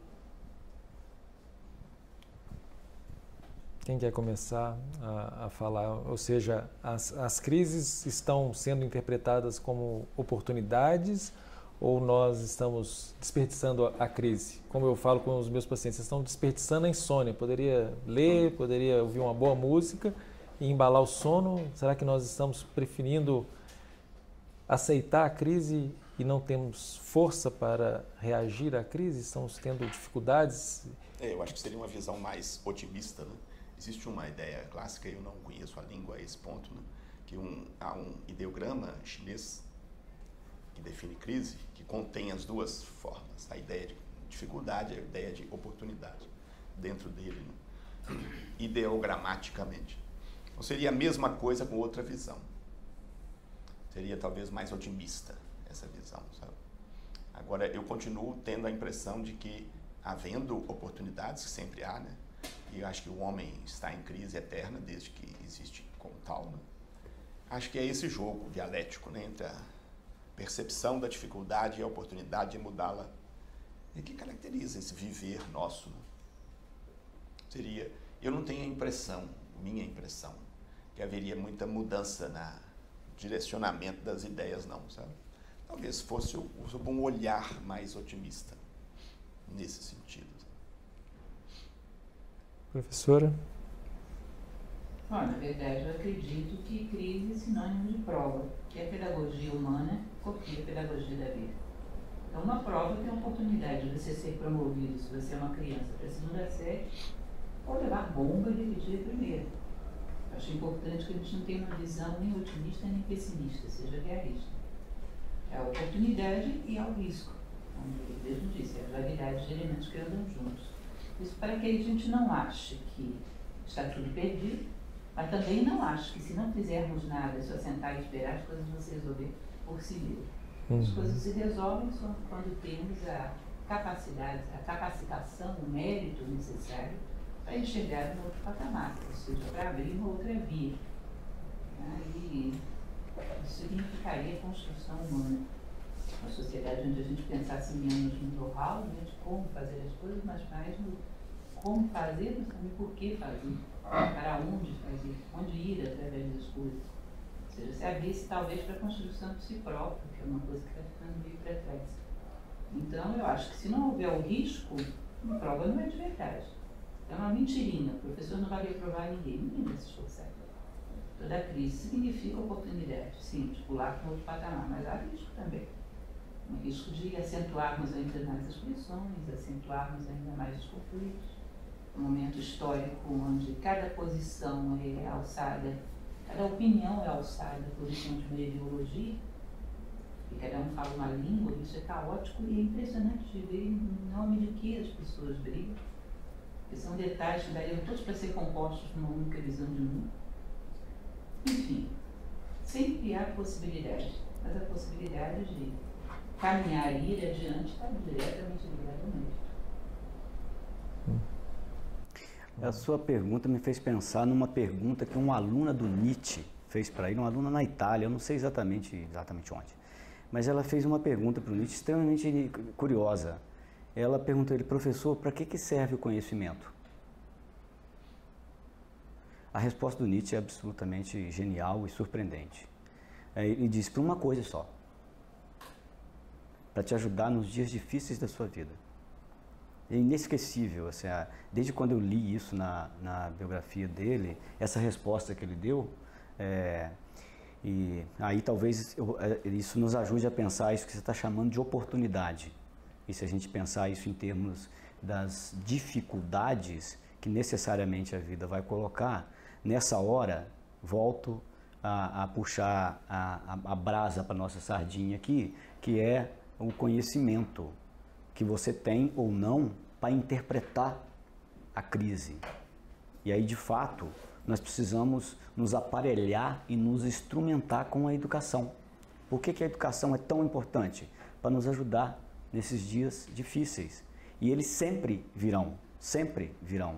Se a gente volta um pouquinho na ideia do Hegel, da dialética, toda verdade, toda experiência, ela já começa em si contraditória.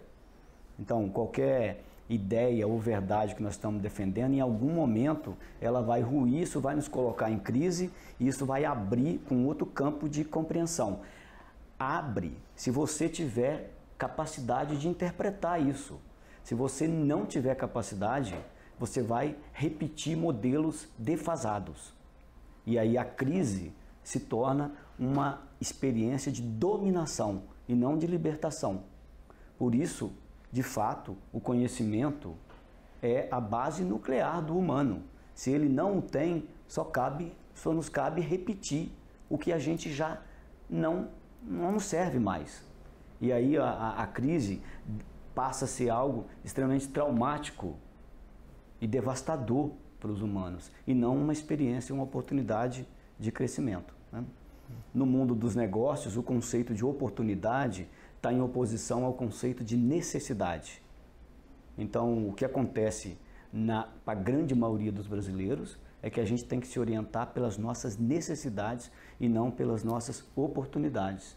Então, só trazendo essa reflexão para vocês, porque quando é que então nós podemos utilizar e enxergar as oportunidades? Quando nós temos as nossas necessidades atendidas, o que não é a experiência básica de um brasileiro comum. A gente tem que ficar atendendo às necessidades, e aí você não enxerga as oportunidades. Por que você não enxerga? Porque você não está sendo capaz de interpretar. Você não tem tempo suficiente para pensar. Você não tem ócio criativo para construir interpretações. Você fica simplesmente repetindo um modelo que você já não suporta mais. Aí a crise passa a ser uma experiência de humilhação e não de crescimento. Perfeito. A minha pergunta não é muito elaborada e também não acho que é estritamente associada à filosofia. Só que é uma pergunta que eu gosto muito de fazer, especialmente para pessoas assim entregues a esse saber intelectual que nem vocês. E a pergunta é: se vocês, isso te inclui, Marconi, ficassem presos em uma ilha deserta pelo resto da vida de vocês e pudessem levar junto um livro, qual seria e por quê?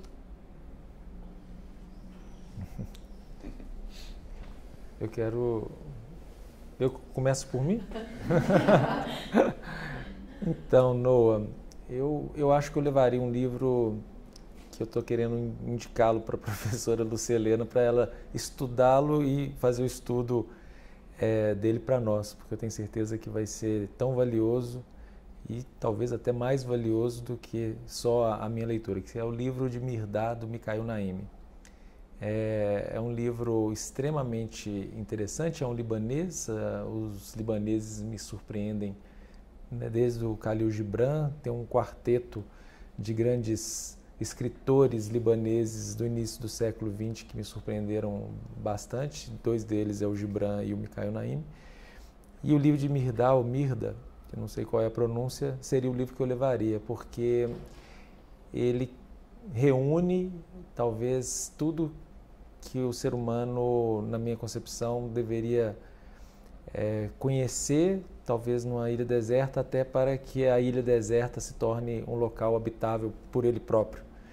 E um local onde ele possa encontrar algum conforto ou algum prazer ou alguma satisfação estando sozinho na ilha deserta. Então, esse seria o livro que eu levaria para a minha ilha deserta. Então, vamos em ordem? Vamos em ordem? Eu tenho uma resposta bem diferente. Primeiro, um jeito que vai para uma ilha deserta, dentro daquilo que você falou, existe um psicólogo, Maslow, criou uma pirâmide. As coisas mais básicas são absolutamente mais necessárias. Por exemplo, comer é muito mais necessário do que pensar para uma pessoa que está faminta, né? Então, eu acho impossível que uma pessoa que fosse para uma ilha deserta tivesse qualquer interesse por um livro, porque ele teria necessidades muito mais básicas. E tem uma outra questão, já me fizeram essa pergunta várias vezes, não só sobre livros, como música, sua principal música. Eu dei uma resposta uma vez que eu acho que seria isso, né? Que eu não me sinto em condições de responder isso pela sensação de desrespeito que eu sinto que eu faria com os outros livros, sabe? Com as outras músicas. Então eu sou incapaz de responder isso, sabe? Eu acho que não existe um livro elegível, nenhuma música é elegível. É uma coisa tão complexa, tão maior. Se eu falar que é um, eu estou desrespeitando profundamente todos os outros magníficos, sabe? Então essa resposta, quando me fazem, eu pego e falo, não sei. Tem uma frase de Confúcio que ele diz: perguntam por que compro arroz e flores. Compro arroz para viver e compro flores para ter pelo que viver. Com certeza não é deserta. Se ela é deserta, provavelmente ninguém viveu lá, portanto, tecnicamente, ninguém sabe como viver. Eu precisaria de motivação para procurar a resposta. Pelo que viver? Precisaria, talvez, de tanto de flores quanto de arroz. Com certeza, eu levaria a República de Platão. Eu não conheço um livro que estimule mais o ser humano a ter fé em si mesmo do que esse, que acredite mais na humanidade do que esse, e cobre isso de uma forma tão lógica e tão completa, como dizia o meu professor de lógica, da primeira premissa até a última conclusão. Eu diria que Platão, em geral, e particularmente Epicuro, é um belo de fé no homem. Um homem que está numa ilha deserta precisa, sobretudo, acreditar em si próprio, acreditar na humanidade. Romário.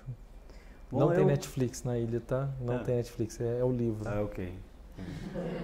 Eu vou correr o risco de dizer qual é o livro, com todo o risco que isso significa.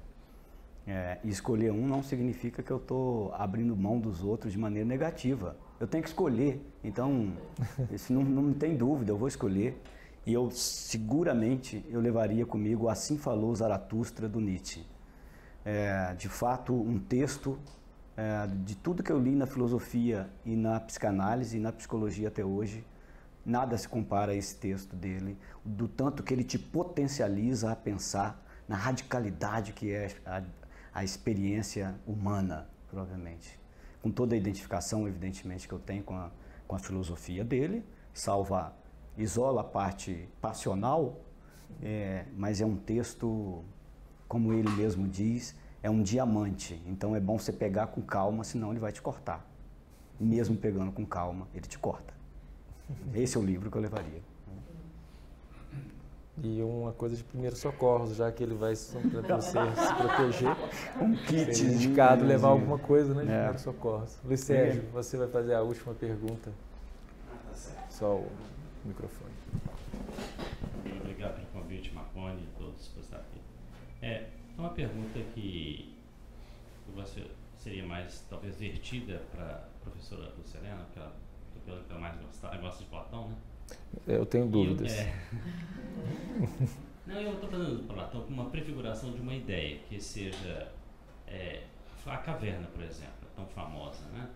A nossa ciência, como pressuposto materialista, que diz ela, a mainstream science até hoje, que a nossa mente é o epifenômeno do cérebro, né? Criado pelo cérebro físico, e hoje tem muita gente que contesta isso. Ela foca nas sombras, o seu estudo. O que poderia a filosofia auxiliar para que ela possa sair dessas sombras para chegar na luz do conhecimento verdadeiro, né? Porque, quem sabe, poderá haver uma união mais saudável entre a filosofia e uma ciência nova, que na minha opinião tem surgido por aí, que, sem medo de viajar, né, de mais maionese, está enfrentando com mais coragem, né, determinadas linhas residuais do conhecimento experimental, que era julgado por escanteio antigamente, mas que podem pressupor uma mudança de paradigma. Como a filosofia poderia, na opinião de vocês, auxiliar de forma mais pragmática a esse pessoal do laboratório, né, a encontrar a luz, a sair um pouquinho da sombra? Uhum. Pode ser, começa por mim, por ordem.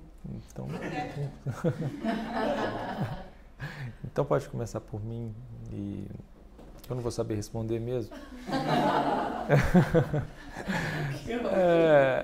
Então aí eu acho que as coisas elas estão no campo da experiência. Eu acho que as pessoas elas estão se privando da experiência. Eu lembro uma experiência que a gente fez em fazer com que as pessoas pedalassem um determinado trajeto em Belo Horizonte, e essas pessoas não pedalavam há anos. A última vez que elas pedalaram, elas tinham 10 anos, 12 anos de idade, e elas foram convidadas na vida adulta a pedalarem para fazerem parte de uma pesquisa.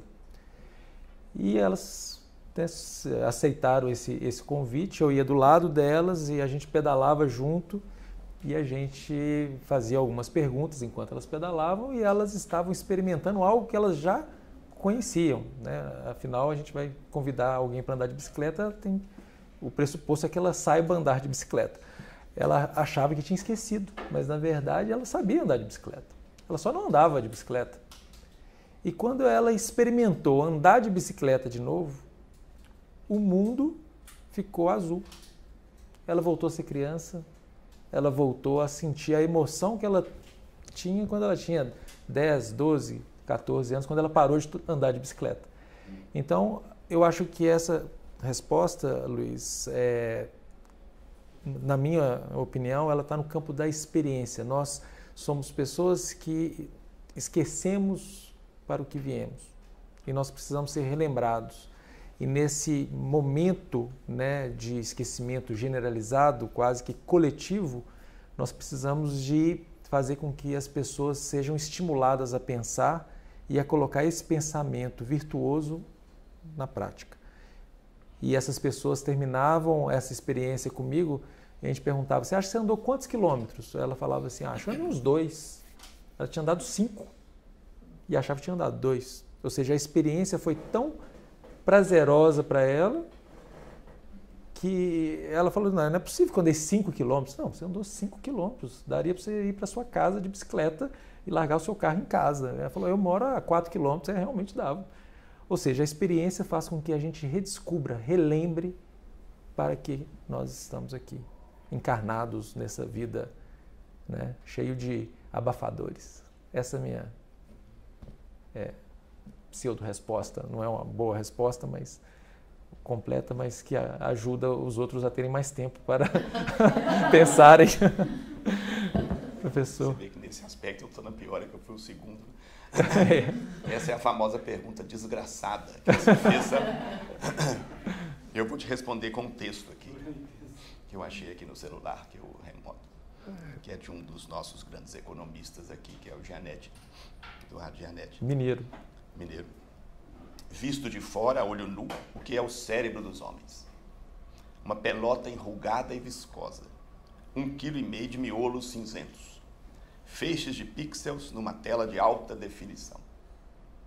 Vivido por dentro, contudo, olhos metidos no avesso subjetivo de si. Que transformação! Que profusão de delícias e tormentos! Lembranças e desejos, ideias e sensações. Onde um vê matéria, o outro vê espírito. O cérebro engendra a mente, que interroga o cérebro, que assombra a mente. Como é possível que da massa borrachuda e gosmenta, alojada em nossos crânios, desponte o mistério de uma vida interior? E aí ele continua um pouquinho. Há quem prefira não cismar com essas coisas. Viver como se o enigma da autoconsciência não lhe dissesse respeito. O tempo é curto. Por que dissipá-lo com caraminholas fúteis e empresas vãs? Bater-se por isso ou por aquilo, acreditar ou desacreditar? E daí? Que diferença faz? A Terra seguirá sendo, como sempre foi, o centro inabalável do universo.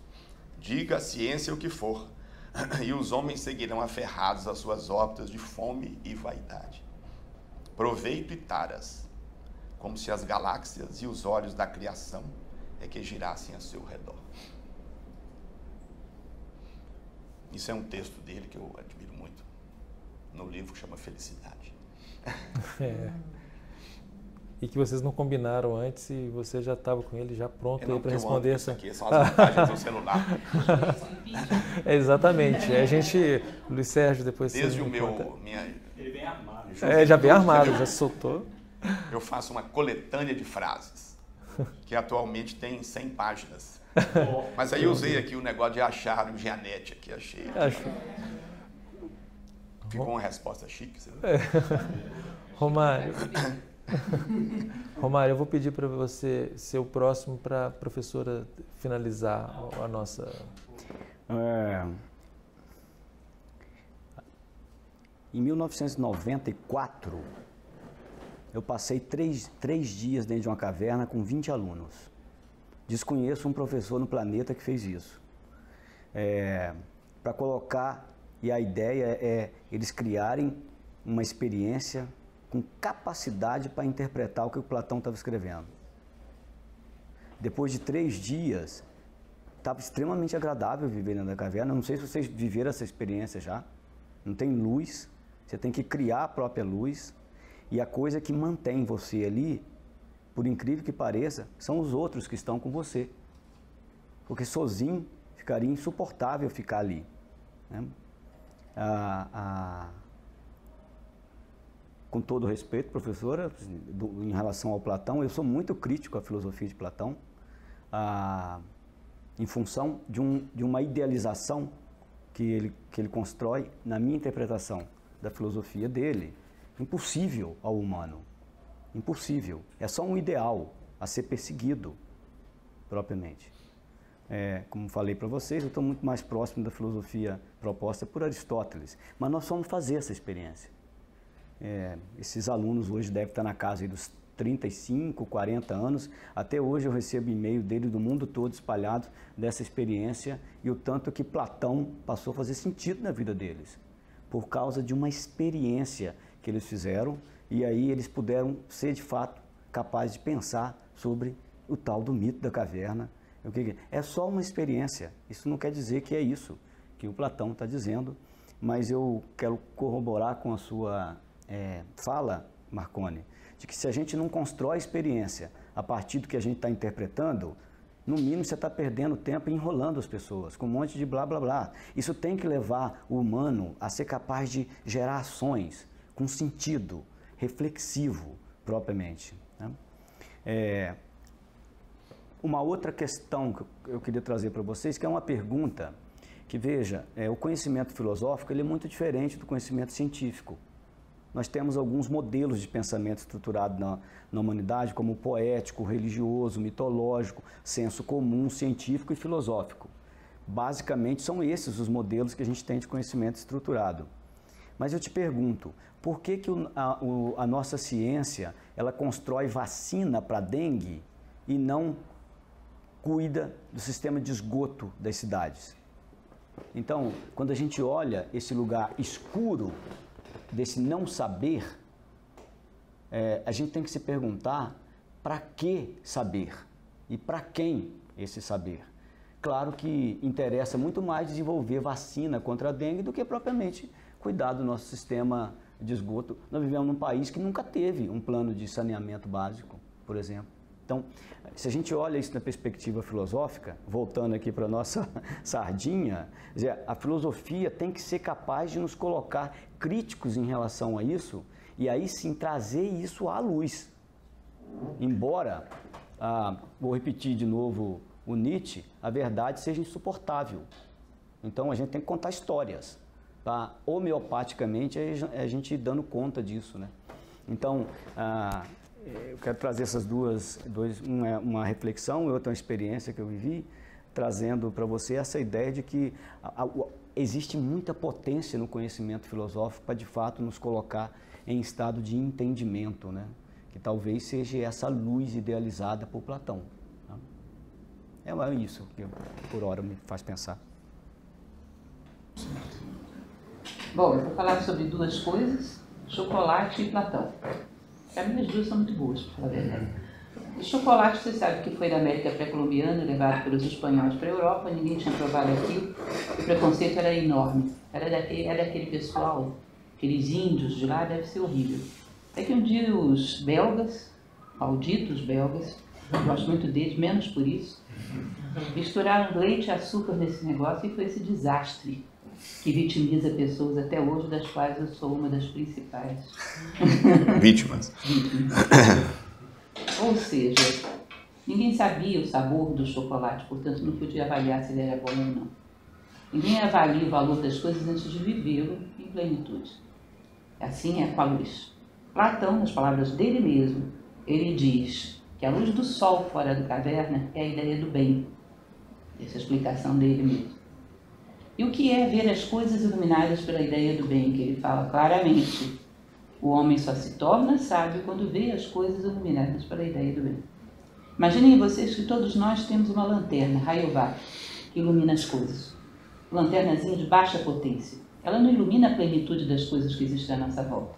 Ela ilumina uma fatia, que é o que as coisas têm que podem agradar ao meu interesse. Aí eu uso aquela frase de Tolstói sempre, né? A quem passa por uma floresta e só veja lenha para a sua fogueira.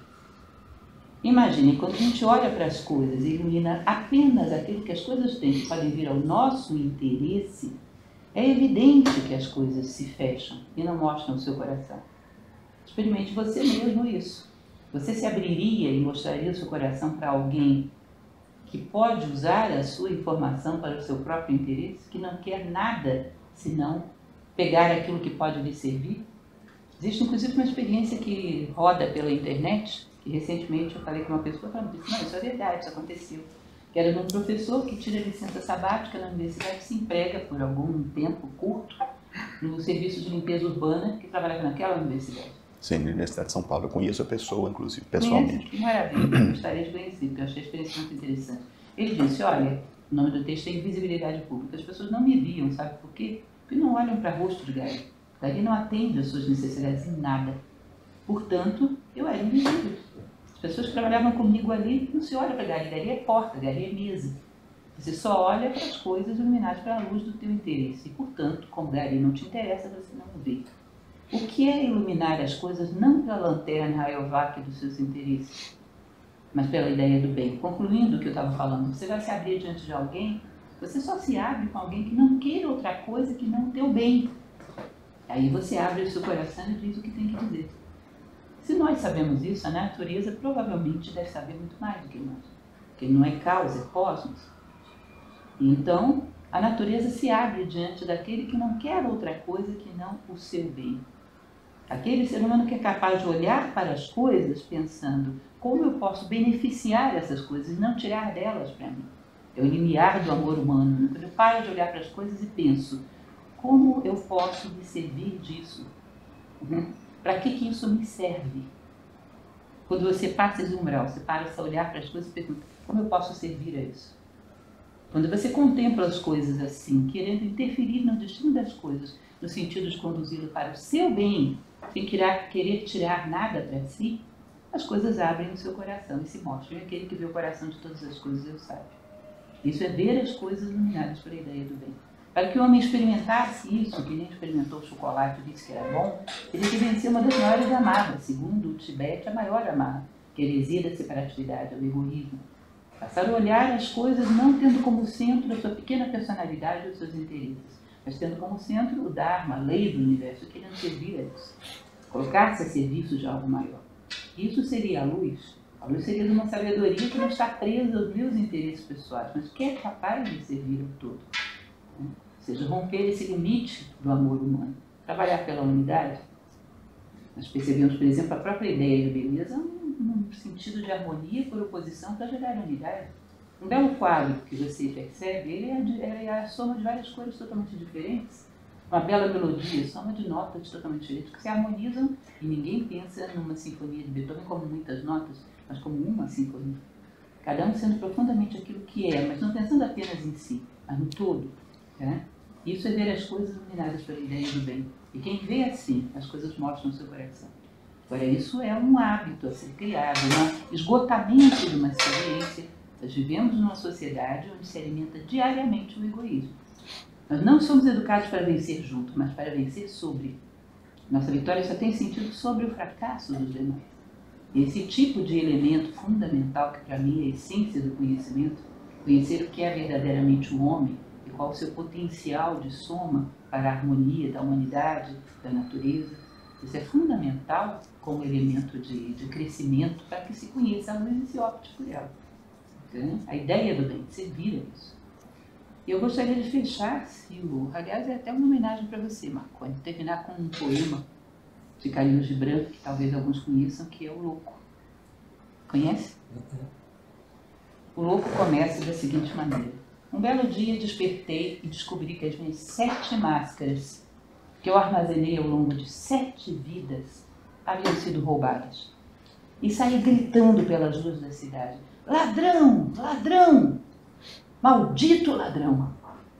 E as pessoas todas saíam às portas e riam de mim. As pessoas diziam, é um louco, lá vai um louco.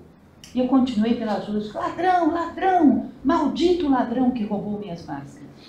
Até que cheguei a uma praça e havia crianças, e essas crianças montaram sobre um telhado.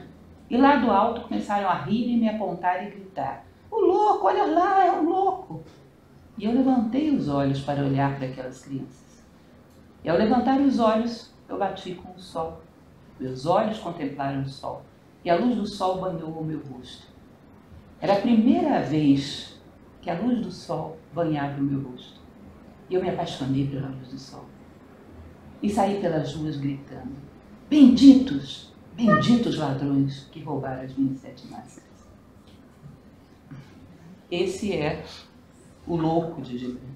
O dia que a gente experimentar da luz, é que nem a história da ética que eu falei no TED, eu dizia, olha, sua ética é jiló ou chocolate? Jiló você come para ganhar sobremesa, chocolate você come por ele. O dia que gostarmos da luz por ela e não pelo que podemos ganhar com isso, iremos na direção da luz, porque podemos teorizar o que teorizamos. Na prática, estaremos sempre correndo atrás das coisas que amamos. Isso sempre foi assim, sempre será assim. É isso aí, pessoal. Acho que a gente vai finalizar e agradeço muito a professora Lucilena, ao Romário, ao professor João Gabriel por esses momentos de discussão e que novos momentos como esse se repitam. E muito obrigado a todos que também participaram na plateia. É isso aí.